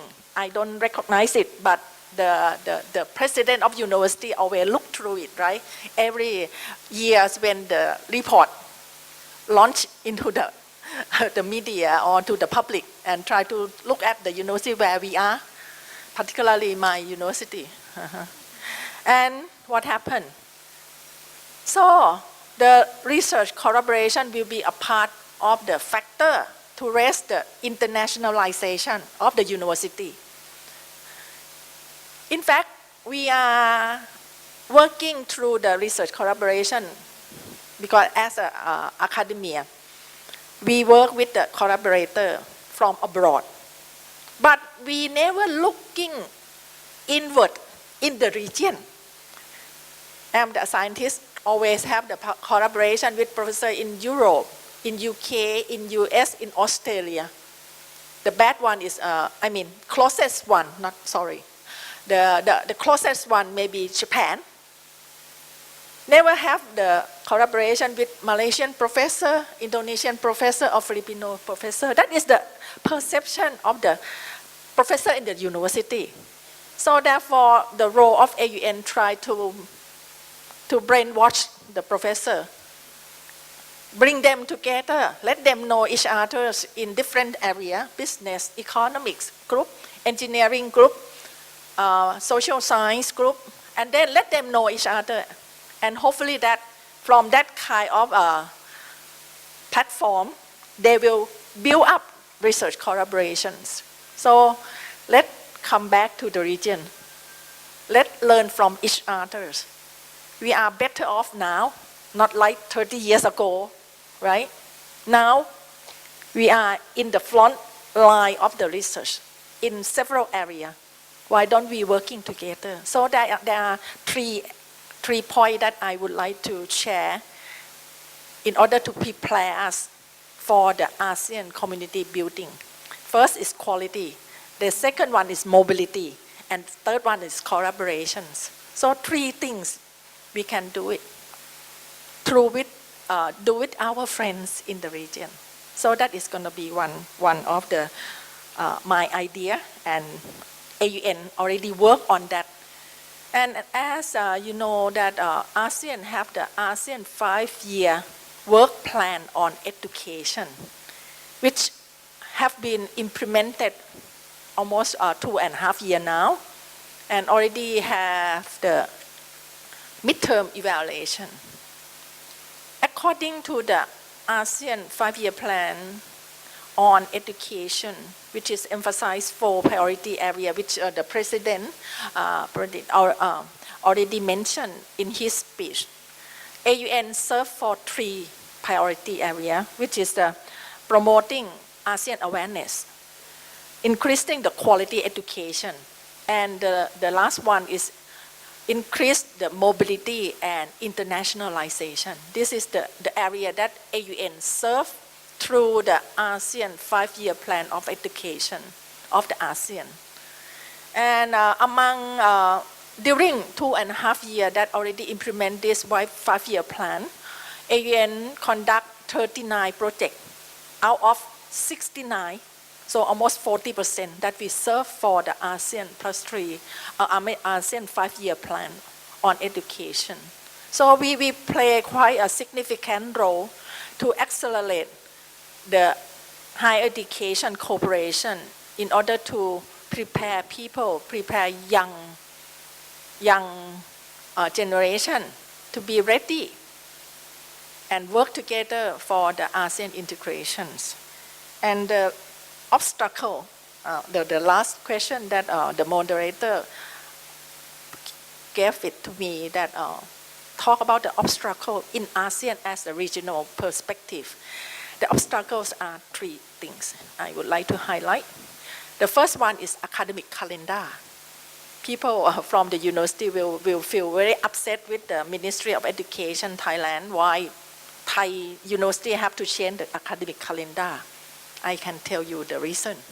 Because I work in the ASEAN for 10 years, and I can foresee that the problem is academic calendar is one of the problems, that we cannot promote the mobility except from other factor. Why?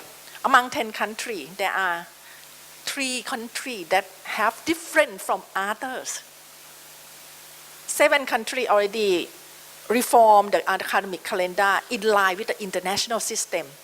When talk about the international system, it's going to start around mid of August or early of the September. That is in that period, 2-3 weeks in that period. That is the first semester will start. But 3 countries, which is Thailand, Philippines, and Myanmar, we have totally different from the rest and cannot accommodate or adjust, because other 3 have the first semester start in June. You see, maybe the audience have the big question mark. What is the obstacle? Because it's going to be obstacle for mobility. For example, Thai student, if he or she would like to participate in exchange program for 1 semester, he or she will lose 1 academic year. Because if that student would like to go to, for example, to Malaysia start in September, that student will lose the first semester, right? Because the student will go to Malaysian university, like a University of Malaya, in first week of September. Why she or he is still in the first semester, right? Cannot complete it, but the student have to leave, right? And when come back in December, which is in the middle of the second semester, and that student cannot pursue the second semester. So it means that the student spend 1 semester abroad will lose 1 year, which is different from other university which have the same semester pattern or academic calendar. So therefore, that's why that is the issue. That's why it's bring to the top of all. And the Thai President Council already discussed this one, that would like to change, to reform the academic calendar of Thailand. And luckily, finally, the Ministry of Education announced that this year, 2014, all Thai universities will shift the academic calendar, start in the middle of August. So that is going to be the benefit that Thai students will have in order to participate in the exchange programs. This problem of academic calendar difference is just one factor of mobility. There are many factors that we already conducted study. Another one is attitude. The student, particularly Thai students, look for the exchange program outside the region, not in the region.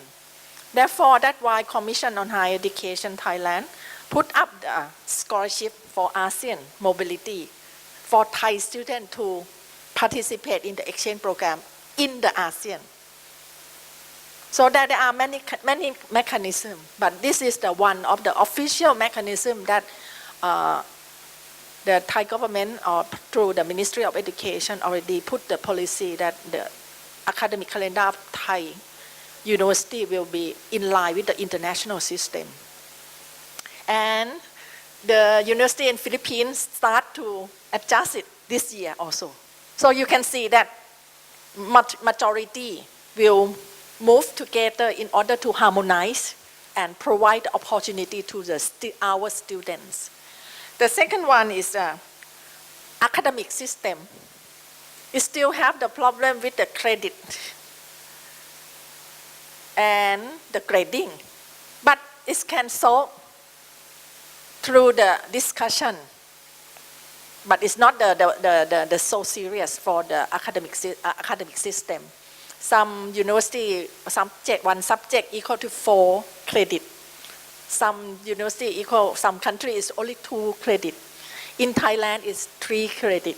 In Singapore, 4 credit, 3 credit, it depends. So there are a lot of academic system according to the credit. And for the credit system, AUN already established the system online, integrated online system for the academic, for the credit transfer system among the ASEAN country. We already have the system.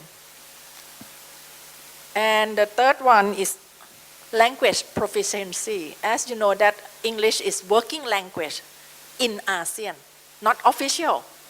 We call working language. So therefore it's very important that we have to prepare our student, our graduate to be capable in the international market. We can do it. Just try to do a kind of promotion to our student. Thai student is okay. Just let them realize that they must learn, otherwise they cannot survive. So have to find some strategy to convince them, right? So therefore that is 3 things that we have to try to overcome that obstacles. And as the role of the educator or professor in the university, I think we can work together. It's no times to be individualism. We have to work as a team. We have to do the networking through all kind of activity. So please do so, and you're gonna appreciate everything that we learn from our friends, from neighboring country, from our friends in the region. Yeah, thank you. Thank you very much. That was very interesting point.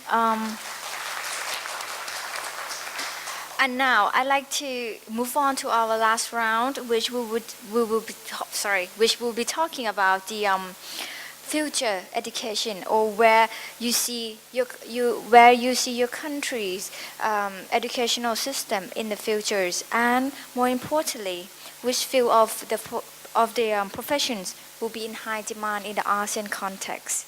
So please may I start with Your Excellency, the representative, the ambassador from Malaysia.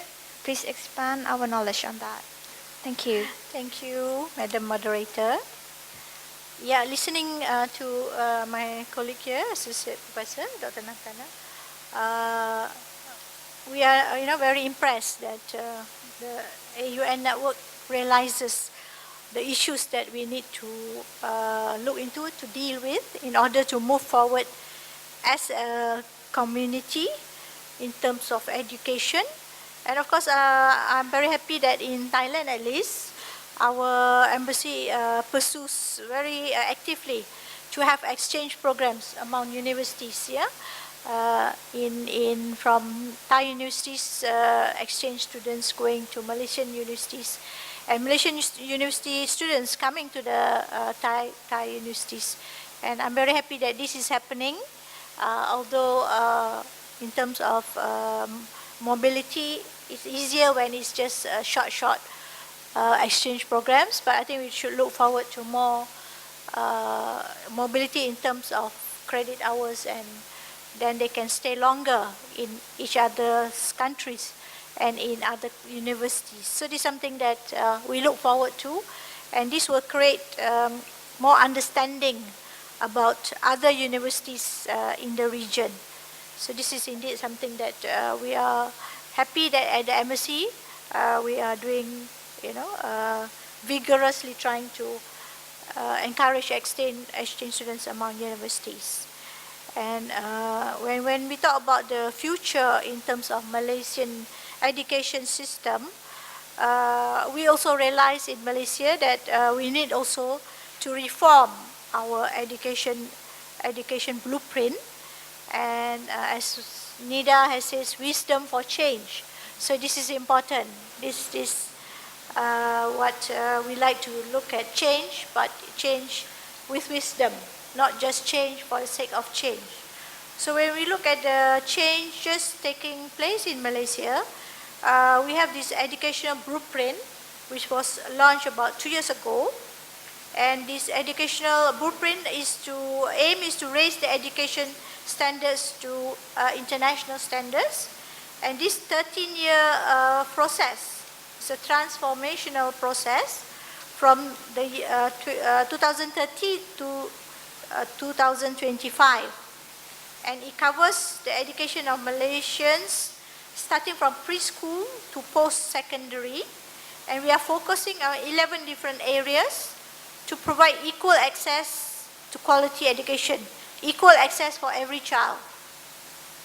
Ensure every child is proficient in Bahasa Malaysia, Bahasa Melayu, and English. Develop values. Malaysians must be value-driven, the good values. So this is important because not just education in terms of paper qualification, but must be also conscious about their role in the community. So this is important. Values is very important and cannot be underestimated. And then we also have to transform teaching into a profession of choice so that people value the profession of teaching and the lecturers, so that they will go into that profession.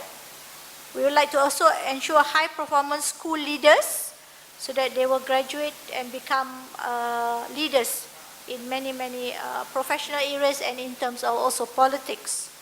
So we also like to empower schools to customize their solutions based on needs, based on particular needs, using ICT to obtain quality education. And we have to transform our Ministry of Education in terms of delivery and capabilities. We have to also look into partnering with parents, the community, and the private sector So the private sector also plays a very important role in order for the universities to be able to come up with, to be able to have graduates in areas that the private sector needs. So it's a very important partnership with the private sector. And we also have to maximize student outcome. So for every ringgit, every baht that is being spent, there must be enough outcome, enough results, so that it is value for money education. It's also to increase transparency for direct public accountability for every educational institution. So our educational transformation will occur in 3 waves. The first one is last year, 2013 until 2015. We have to turn around the system by supporting teachers and focusing on core skills. And then we have the year 2016 until 2020. Then we have to accelerate that system improvement. From the year 2021 until 2025, we move towards excellence with increased operational flexibility. So these are 3 stages, for our educational system to be improved, until it comes to a very high standard. So we highlight in the blueprint, it highlights our aspiration to ensure universal access and full enrollment of all children from preschool to secondary school. And we aspire for our students to be able to have enough education to be qualified in terms of when they move out into the employment sector. And we also have outcomes in the trends, international mathematics and science study, and program for international student assessment, TIMSS and PISA. So we would like to aspire to have this sort of standard, which has been raised within this program. And we also want to halve the urban-rural and socio-economic and gender achievement gaps by 2020. We would like to also have a system whereby students have opportunities to build their shared experiences and aspirations that will form the foundation for unity. And we aspire to further maximize student outcomes within this system. So we also have the National Higher Education Strategic Plan, and this strategic plan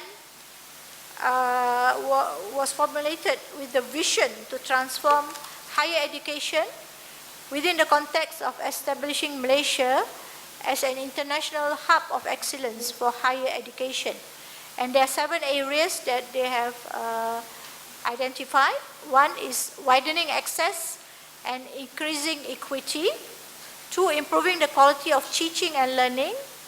3, enhancing research and innovation, which is very important, as what we have discussed. Empowering institutions of higher education, and intensifying internationalization, enculturation of lifelong learning, from the cradle to the grave. We learn, but I'm not sure how you learn in the grave. That one I don't understand. But from the cradle until the grave, you should be learning lifelong. No, there's no stop to learning. We all should be learning and learning and learning. And we are reinforcing delivery systems of our Ministry of Higher Education. So this is where we like to target the fields of professionals. And our Ministry of Science recently has said that the ratio of scientists compared to other countries is low in Malaysia. So we like to ensure that we have scientists, like our professor here, where the scientists and the workers, the ratio should be 70 to 10,000, 70 scientists for every 10,000 workers by the year 2020. This is our aspiration and this is our target. And we also like to have professionals in the information and communication technology, ICT. So these are very important areas which our our educational leaders have come out with this system. And inshallah, God willing, we hope we can achieve it. And we are very excited that we have this in place. And again, we always think about this as part of the ASEAN community in order to ensure that this is one of the blocks to ensure our ASEAN community. So thank you very much. Thank you very much, Your Excellency. And now I'm wondering, Mr. Dabajaj, what is your take on the Philippines' future education? And also, what would be the encouraged professions for Filipinos? Thank you, Kunmei. So let me just continue my sharing with you about our K+12 program. As I mentioned earlier, the program covers kindergarten and 12 years of basic education to provide sufficient time for mastery and concepts and skills, develop lifelong learners, and prepare our graduates for tertiary education, middle-level skills development, employment, and entrepreneurship. Under the program, every child now has access to early education through universal kindergarten. Before, kindergarten was optional. Now it is compulsory. So that at 5 years old, Filipino children start already schooling and are given the means to slowly adjust to formal education.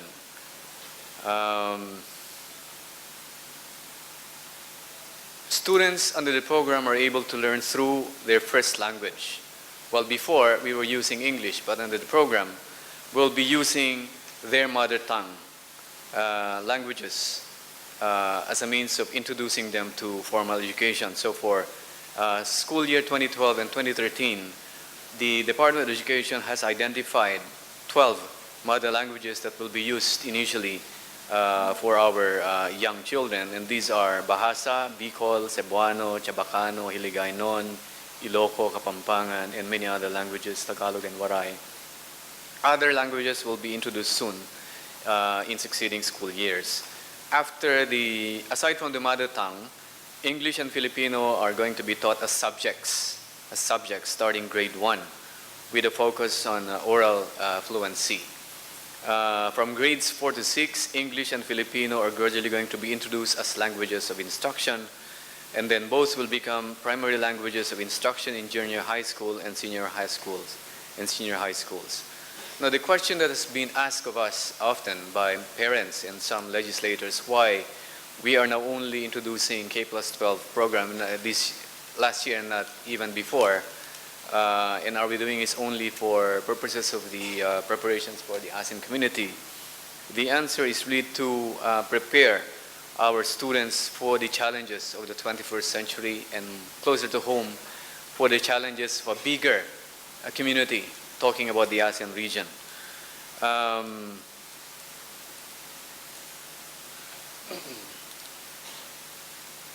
How will the program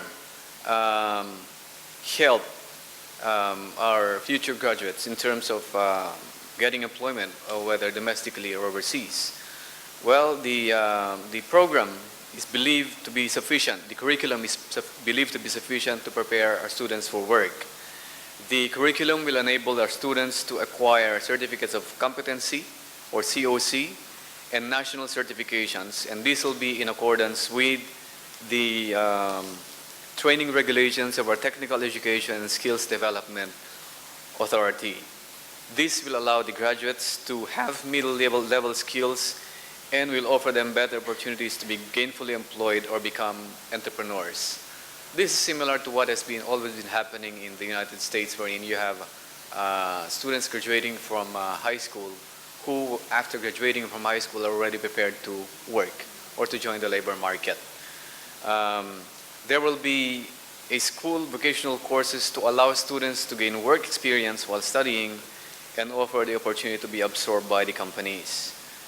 Now, another question that's been asked of us is, how will the K+12 graduates, what is their assurance that they will be employed?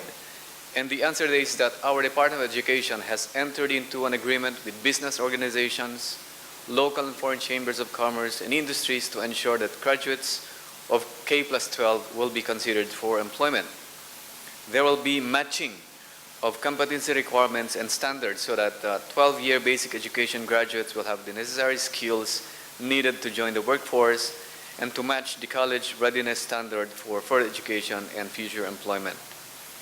Entrepreneurship will be fostered in the enhanced curriculum, ensuring graduates can venture into other opportunities beyond employment. Now the question is, the other question that you have is, what are the fields or areas that we want to prioritize or focus on moving forward?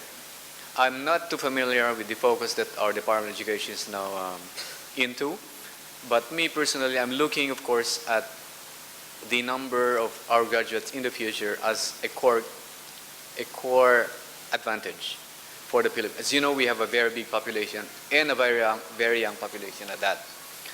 And we will be probably supplying most of the workforce that will be needed by companies and businesses around the region in the years to come. And we are very privileged to have the English as already the medium instructions in our schools. And we are very privileged to have finally adopted this K+12 program to prepare our students for the emerging challenges of the ASEAN community in 2015 and the 21st century in general. The focus, we are looking at, me personally, we might be probably looking at the health sector and in the education sector. In Thailand, for example, of the 8,000 Filipinos that we already have here officially, according to our Ministry of Labor, the majority are into the teaching profession. And we expect that to increase in the years to come. So probably this is an area that we can continue focusing on. In the health sector, we know that most of the European countries have declining population and a graying population at that. So they will continue to be needing health workers, medical workers, and this is another area that we can continue to focus on. Even the US and the UK are experiencing the same problems, and these are potential markets that we can look forward to supplying with medical and health workers in the years to come. Yes, thank you. Thank you very much. That was very, very interesting. Okay, now I'd like to invite Ms. Saray to give us some ideas about where you see your Cambodian education in the future, and what would be the demand market for the career for Cambodian, please.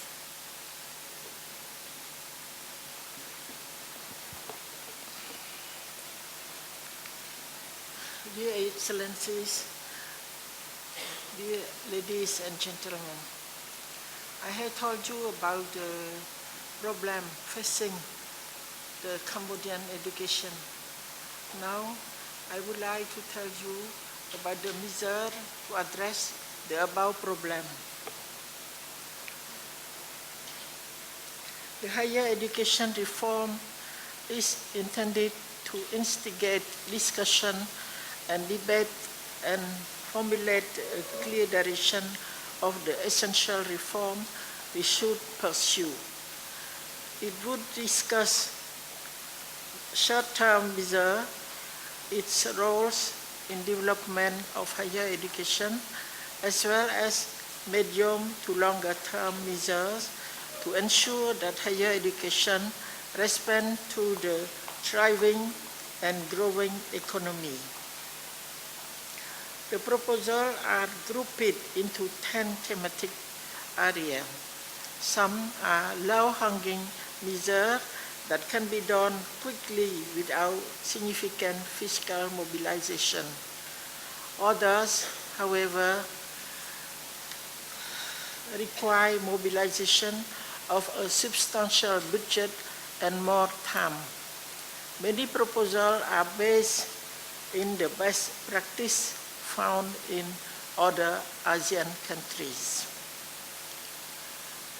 While these two subsectors of education, short-term and medium to long-term, should work together with 100% of students in higher education from secondary education, there is no coordination mechanism between the two entities. The work to review the curriculum to determine the skill acquired during the lower and upper education, secondary education, and the procedure for verifying this acquisition is indispensable to know this actual level of student in an international reference country when addressing higher education. This is not so much the number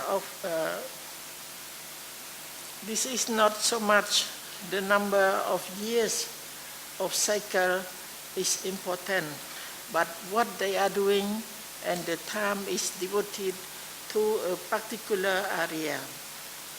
Only the comparison of skill acquired will allow the Cambodian education system to reposition vis-à-vis her neighbors. The mismatch between supply of university education and the demand of the labor market has been the subject of numerous studies, but resulted in no concrete result. But it is the central objective of the Ministry of Education, allow students at the end of their university education to fit into the world of employment in relation to knowledge, experience, and know-how required during their training. To fight against underemployment or unemployment of graduates of higher education, it is proposed disseminate in universities the concept of competency-based approach, allowing university to professionalize their program, set up in conjunction with the Ministry of Labor and Vocational Training and Observatory of Employment and Management and Managerial Occupation. Encourage the universities on a common model or to track the employability of their graduate at different time steps. If in the world many poor countries cannot benefit from positive partnership with their immediate environment because they are surrounded by poor countries in which the quality of education in their university system is poor.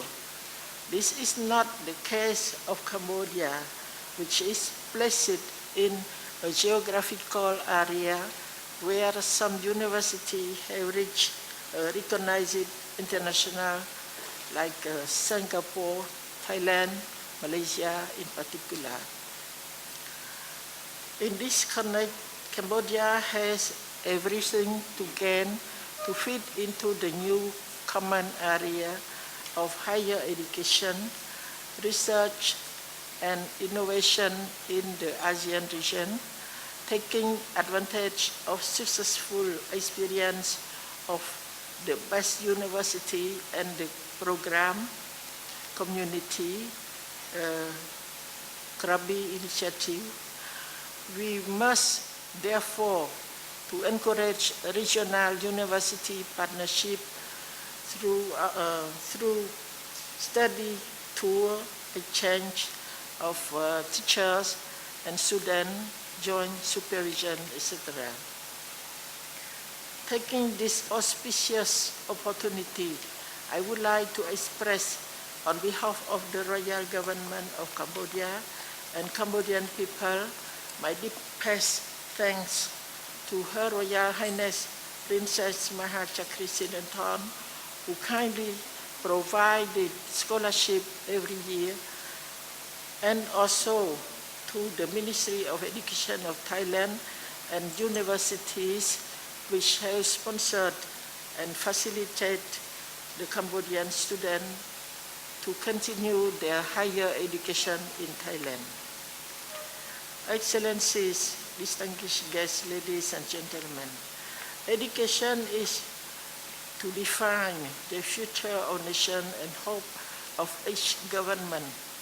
In this connection, building human resources in high quality is the mechanism to ensure the process of economic and social integration in the nation. It also reflects the qualification in responding to the new challenges and needs posed by the highly competitive and changing global market. At the end, I would like to wish Excellencies, distinguished guests, ladies and gentlemen,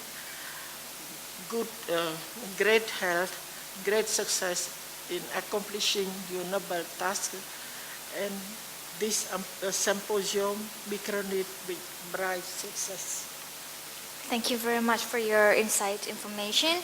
And now I'm sure the audience are wondering, hey, what about situation in Indonesia? So now may I please invite Dr. Hanako to talk about the future trend and to share some light with us on this matter. Thank you very much. The first thing that I would like to mention is that there is a changing perspective in the young generation. Usually in my generation, when I go to university, my parents always told me, be a government official, right?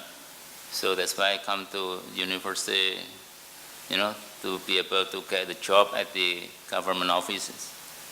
But now the young generation is totally different. They don't want to be a government official, particularly in big cities. They want to work at the private sector with the high salary. And I think it's quite realistic. Even my children don't want to be a government official. They work at private sector anyway. And then, considering the ASEAN economic community, the perspective is even wider. It's changing. It's not talking about I will work in Indonesia only. I will work anywhere in Southeast Asia, or even I will work anywhere in the world. So this is the trigger, the education system that the government or us as an educator have to think about what is the required education for our children. Now, as I present in my presentation, that the bigger, a portion of the opportunity in terms of money is on the manufacturing or commerce. So that's why the government of Indonesia is trying to push the vocational education, or TVET, is the major stream for education. So it's no longer on the normal science, like say in science, PhD, master PhD, but the bigger portion of the society or the workforce directed to the vocational technology, because the industry or manufacturing or commerce require that skill, not just the thinker. Has to be someone has to do the work. We need the thinker, of course, and that's why the streams go to the normal education like PhD, master in science. But the other thing is the implementers, the actors in the manufacturing or in the industry.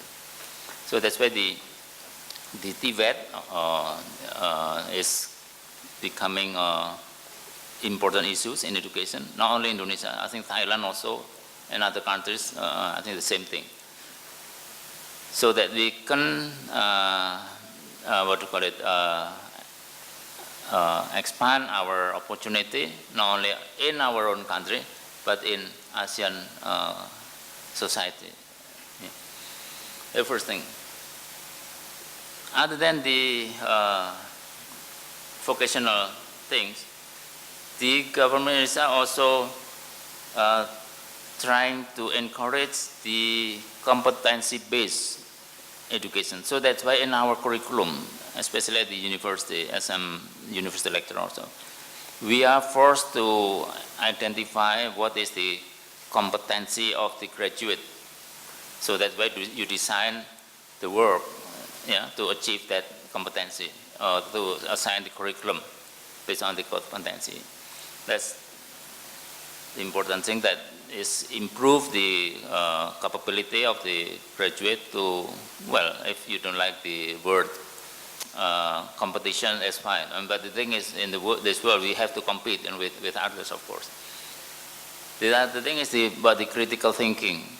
So, for example, in agriculture, my students from my university, Bogor Agriculture University, maybe 90% don't work at the agriculture sector.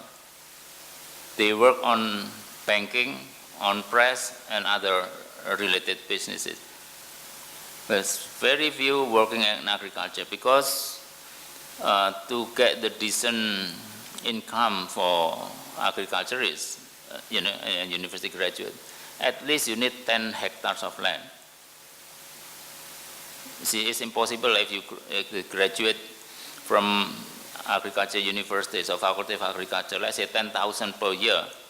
So you multiply by 10 hectares at least. So I mean it's, 100,000 hectares per year has to be provided for the land. It's not possible. So that's why at the moment the students going to university, they don't bother about the subject or specialty. They just looking for the critical thinking, being a student at the university. But I think it's a waste of time if we just do that. So that's better. We also focus on the skills, on the competency of the graduates. So that's how we have to align the program, the curriculum for the competency base. The other thing is that, well, in other aspect is that since 1998, there was issue in Indonesia to decentralize the power, from the central government to local government and the districts. At the moment, we have 400 districts. So the money is not centralized at the, in the central government. It's distributed to the local government. That's they hope that the economy and local government will improve. Of course, we need human resources.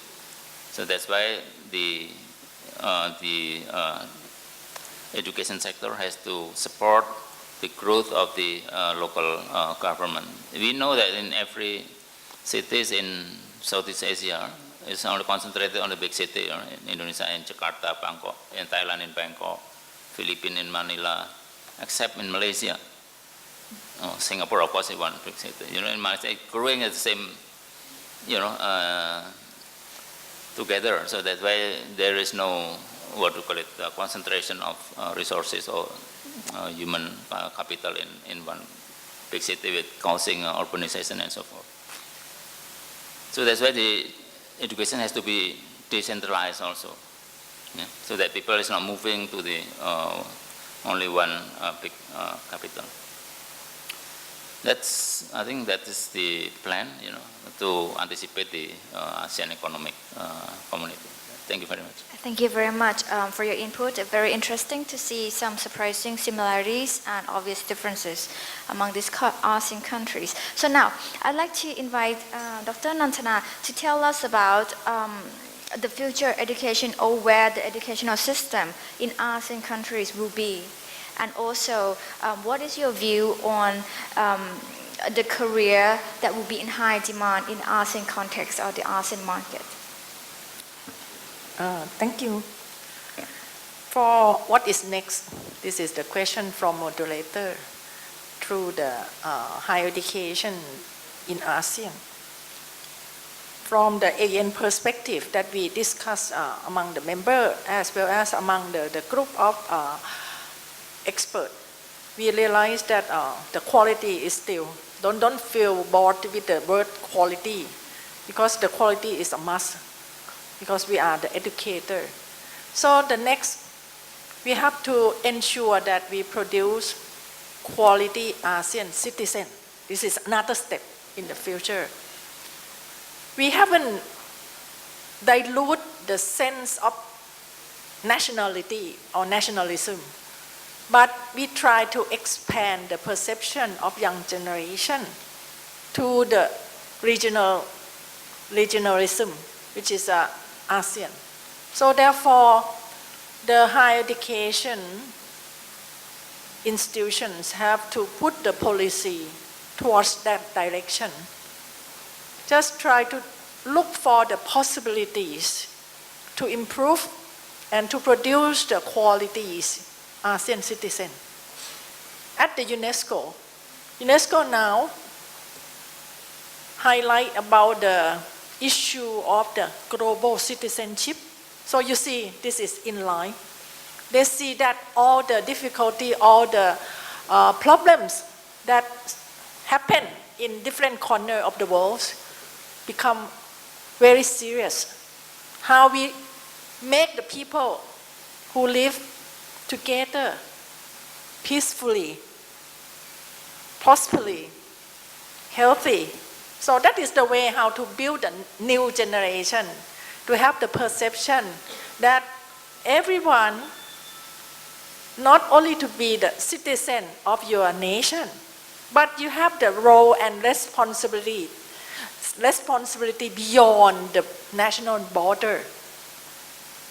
So if everyone think for the bigger picture, bigger perceptions, think out of ourselves, beyond ourselves, beyond our family, beyond our group, our peers, and then the society will get better, right? So that is the issue that UNESCO try to accelerate the new themes for the education to prepare the global citizen through the education. From my perspective, I think this is in line. If we can prepare our young generation to be the quality ASEAN citizen, everyone become friends, everyone thinking about the society in different scale, but if its society have the peace, possibilities, and healthy, so therefore we have to try to work on that point. How to, right? Education have to do it. It's going to be the major driver. We are the driver to bring them to have the experience, to gain the or gain the competency, as Dr.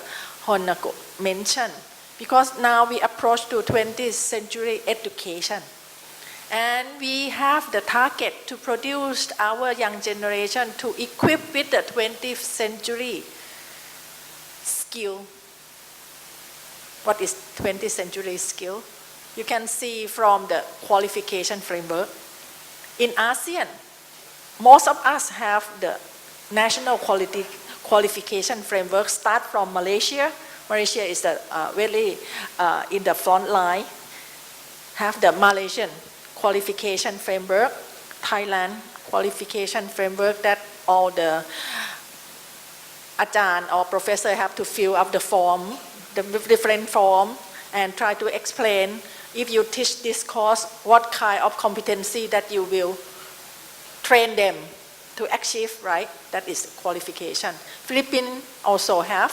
Indonesia, Brunei, and other countries still in the process of developing the qualification framework, national qualification framework. And now we are working on ASEAN qualification reference framework, which will start, we already start, but hopefully that through the period of 4 or 5 years, in cooperation with the European Union, because we will learn from them. We don't copy, we learn what is good, what is bad, and we pick and choose for matching with our culture. Instead of repeating or inventing, we learn from them, their experience. And hopefully that in 4 years, we will achieve the ASEAN qualification reference framework. And now, among the agency, we call the AQAN, which is ASEAN Quality Assurance Network, which is the network of the QA, national QA agency of 10 countries, work together on that direction in order to ensure that the graduate from one country in engineering will have the competency to comply with the regional standard. So that is going to be the way that can support the mobility according to the MRA, Mutual Recognition Agreement. Now, the ASEAN leader already signed on 8 professional, right? Which is the engineering, survey, architecture, medicine, nursing, dentistry, accountants, and the latest one is tourism. And tourism is very interesting from the Thai government because we are quite in the leading position in the region in terms of the tourism. And the tourism will cover 30, I just realized that it's covered 32 subtitles, the job title. Start from maid, catering, front desk, guide, and other things that related to tourism. So a lot of challenges in your hand. If you come from engineering, you know that right now in the ASEAN is already established the ASEAN Engineering Association in order to set up the standard of the ASEAN engineer. They will have the ASEAN engineer license. So that is the way how engineer will mobilize in the region. In the dentistry, because last year I attended one meeting with the deans of the dentistry in ASEAN, and it already discussed what kind of qualification, standard qualification, and how to overcome many kind of challenges based on domestic regulation, medicine also, and others area. If the country haven't prepared, it's gonna be handicap, get the handicap point. For example, in Thailand, I attend one of the big meeting discuss about the curriculum of the accountancy. And if our faculty of accountancy haven't reformed the curriculum to be more international standard, your graduate will have the problems in the near future because your graduate cannot comply with the international standard of the accountants. So when it's open the market, a lot of the investor, just try to think about the Thailand case, a lot of the international investor will come with the big investment, right? And then set up the company. When it have the company, it needs the accountants. If the local accountants cannot serve, they will bring that team to come because it's already open the market, right? So they will bring the accountants abroad to come to work in Thailand. And what happened to our local accountants, auditor, so and so. That is the one of the scenario that can happen in one professional. And I always talk about the tourism. If the faculty of the tourism and hotel management haven't prepared the program and graduate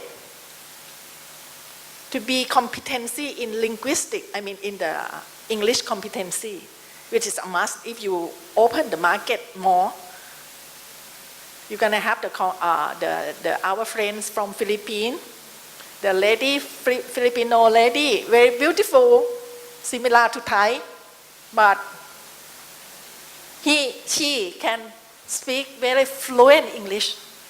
Can you imagine the hotel owner? Which one will get the job? There are a lot of challenges in line that we have to think according to your individual responsibility as an educator.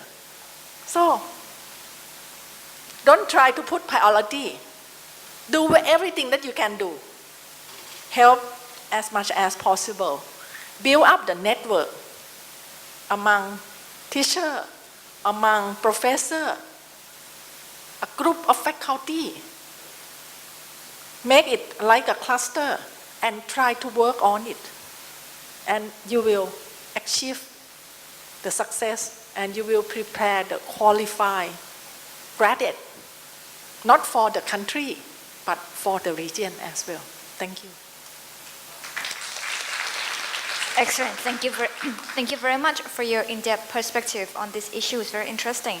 And now, ladies and gentlemen, I'd like to give you the opportunities to ask questions for your better understanding on today's topic. So please just raise your hand if you have the questions, or our staff will bring the mic to you.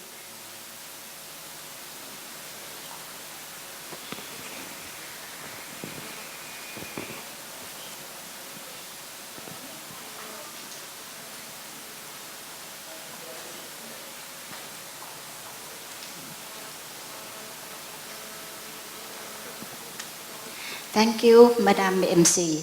I'm Vilawan Wararut from Stanford International University. I would like to congratulate all the participants, all the resource persons for giving me comprehensive information about the ASEAN education. But I'm thinking about Thailand.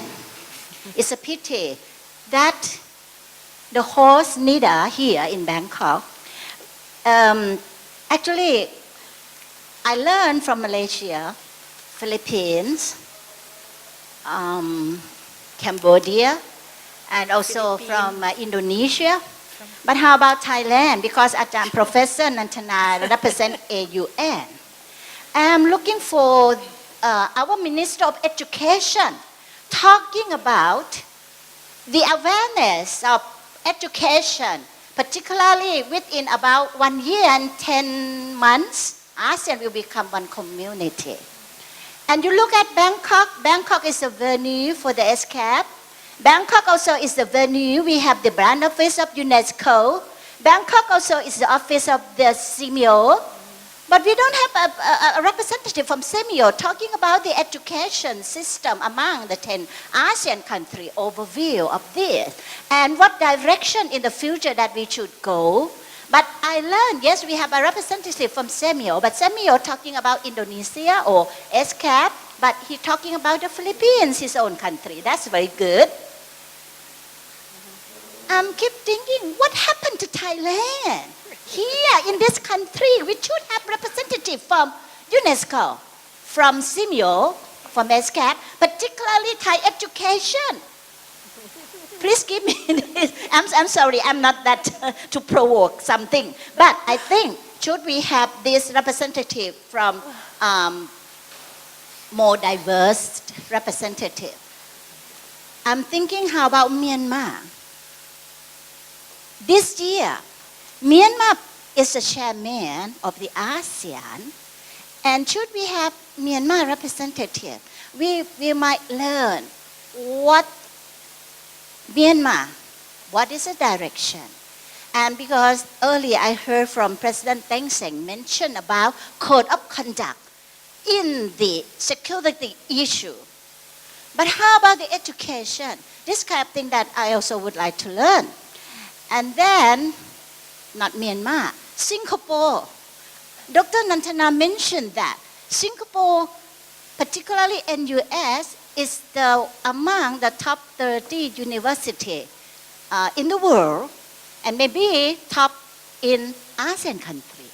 But I agree with Your Excellency, Ambassador, mentioned about if in terms of ranking, we should not think of that because there are different contexts. Singapore only 5 million people. Can you imagine Indonesia about 250 million people? We cannot compare with that. Thailand now we have about 68 million people, right? Malaysia about 30 million people. So the scale also a lot different. So the development pace also different. And I also agree with Ajahn Nantana when she mentioned about obstacles. Yes, we need to promote ASEAN citizenship. UNESCO promote global citizen. And I keep thinking that within not less than 2 years, ASEAN will become one community. Is that can be materialized? You mentioned that people always talking about AEC, AEC, AEC. Or even Dr. Hanoko also talking about AEC. What happened? Education should change its role as a leading role. We should not fall behind the politician. You know very well politicians in this 10 country, what happened to them. But what happened to the educators? Educators to play the leading role. Then people can know and mention about socio-cultural pillar. And when you look at the ASEAN slogan, one vision, one identity, one community. But they're talking about community, AECAC, they're never talking about identity. I'm keep thinking, what is the ASEAN identity? Dr. Nantana mentioned about ASEAN here is diverse culture. Should it will be better or not that we have one identity? But if you meet the European people, come, look at what is the ASEAN people? Sometimes we cannot tell them. What is the identity of the ASEAN? So I'm keep thinking that you mentioned about the 8 career of professions. How about the lecturer or the educators? I think this is also should be added in the MRA, mutual recognition agreement or arrangement. But they don't have this, like teaching career. They also should be added in this. Since we say that education is the most important, educate people. But why education is left behind? So I leave in this all of you because we have Semio, we have SCAP representative. Please, for educator to take the lead, all right? What else? All right, I think I cover all of that. Thank you. Thank you.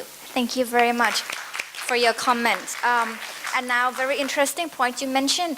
And if you're interested, we also have the upcoming event, which will be consist of the rest of the ASEAN representatives because of their unavailable schedule for this time. So we'll have the second one in July, I hope, and then I'll also inform everybody's here, so you guys can come back here again and to attend the event.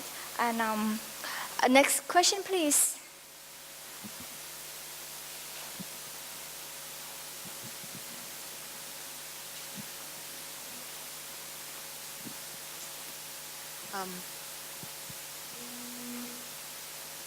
Hello? Oh, it's on. Hi, my name is Sydney Rucker, and I am a graduate exchange student from Indiana University here at NIDA. My specialization is actually higher education with a focus on community engagement. And my question to the panel is, I applaud you in your considerations for creating frameworks, concepts, and operationalizing what it means to be a multinational and culturally diverse educational community. I don't think the U.S. does that well at all. But my question to you is, the big problem that we're having in the U.S. right now is the mass professionalization of education, meaning that the only way to be deemed a learned citizen is if you attend a university or a college setting. So we are facing mass we are losing libraries or losing spaces where people can teach themselves, so we're not developing lifelong learners. So how is ASEAN preparing for sustaining libraries or other spaces? Because I've been hearing from everyone that lifelong learning is a major goal within ASEAN. What avenues or means are being made to ensure that individual learning or lifelong learning spaces are maintained during this process? And also, where does vocational training and education fall within this?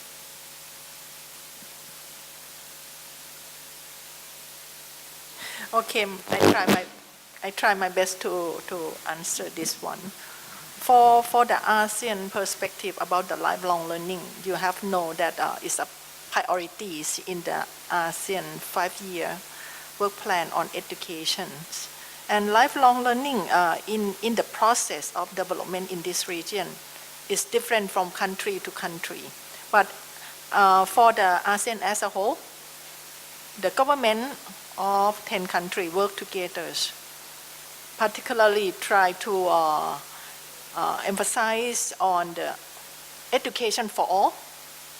So it's going to be related to your question that you raised about the library, the space for self-study, that kind of things. But from the perspective of that part, the library now is transformed. You can see from the university. I hope the library here also transformed from the place of that collect all the book to become the place of resource that you can access through different means. And among ASEAN countries, for the open up of the education for all and lifelong learning, for the part of lifelong learning come to the education, how to train our people to continue to learn for whole life. That is the meaning. So therefore, that's why it's one of the competency that the university or programs that already define. If this person graduate from the program, a part of that they will have the lifelong learning characteristic through the training that they receive during the study. So hopefully that after that, they will learn by themselves through different kind of resources available through the media, through the internet, through the open source, to MOOC, that kind of things. So that is the way that we try, because it's gonna be help the country that less resources to access. So now, with the cooperation through the European partner, we have the network of they call TNT 4, now is 4, which is network of, how to say in technical, I'm not the technical one, but it's share the internet, share many kind of things through that system. And for the ASEAN, another project that we work with the Korean government through the AUN, we aim to build, they call ASEAN Cyber University, under the support of the Korean government, in order to strengthen the e-learning process. And hopefully that is going to be full e-degree. Because in Korea, currently they have 21 cyber university, full degree. You learn on internet and then you can get the degree through that process. But I still discuss with the government, the Ministry of Education Korea, and defend with them, discuss with them that in ASEAN it takes time due to different factors. First is infrastructure, in terms of ITC infrastructure, the capacity of the line and other things. And the perception of society through the e-system. If you be a boss or the company and you're gonna hire the new staff, one is from the traditional university, and another one is from university. Which one you gonna hire? Because it's about the perception and recognition of the degree is gonna be the question, which we have to solve in advance, not let it go and let the graduate who receive the E degree suffer later. So that is the direction that there are a lot of influence from outside region. So it's possible, but take time, need the preparation period, and let the quality to show up, that the people who graduate from E-University or Cyber University is qualified equally to the graduate that come from or finish degree from the traditional university. So that is the issue. It takes time, but it's interesting. Yeah, thank you. And if it's come back to the first question, I think I just try to find a way to explain why it's no Thai.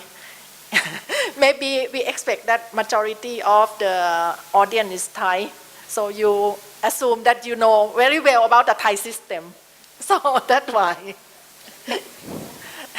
May I add, the representative from Thai has agreed, and however, yet because of the personal issue, has phoned in to cancel it just last minute, so my apologies. Okay, is there any more questions for the panelists before we end this session? Okay, if not, I'd like to bring this session, this symposium to the end. NIDA is honored to have hosted this symposium today, and I hope this symposium has been fruitful and enjoyable for all of you. Let me close today's symposium by expressing my deep appreciation to all of our guest speakers for their invaluable insights, distinguished delegates, and participants for joining today's event. My appreciation also goes to NIDA's staff for organizing this event. With this, I bring this symposium to the end, and I hope to see you all in our next event, and I wish you all a very good weekend ahead. Thank you very much.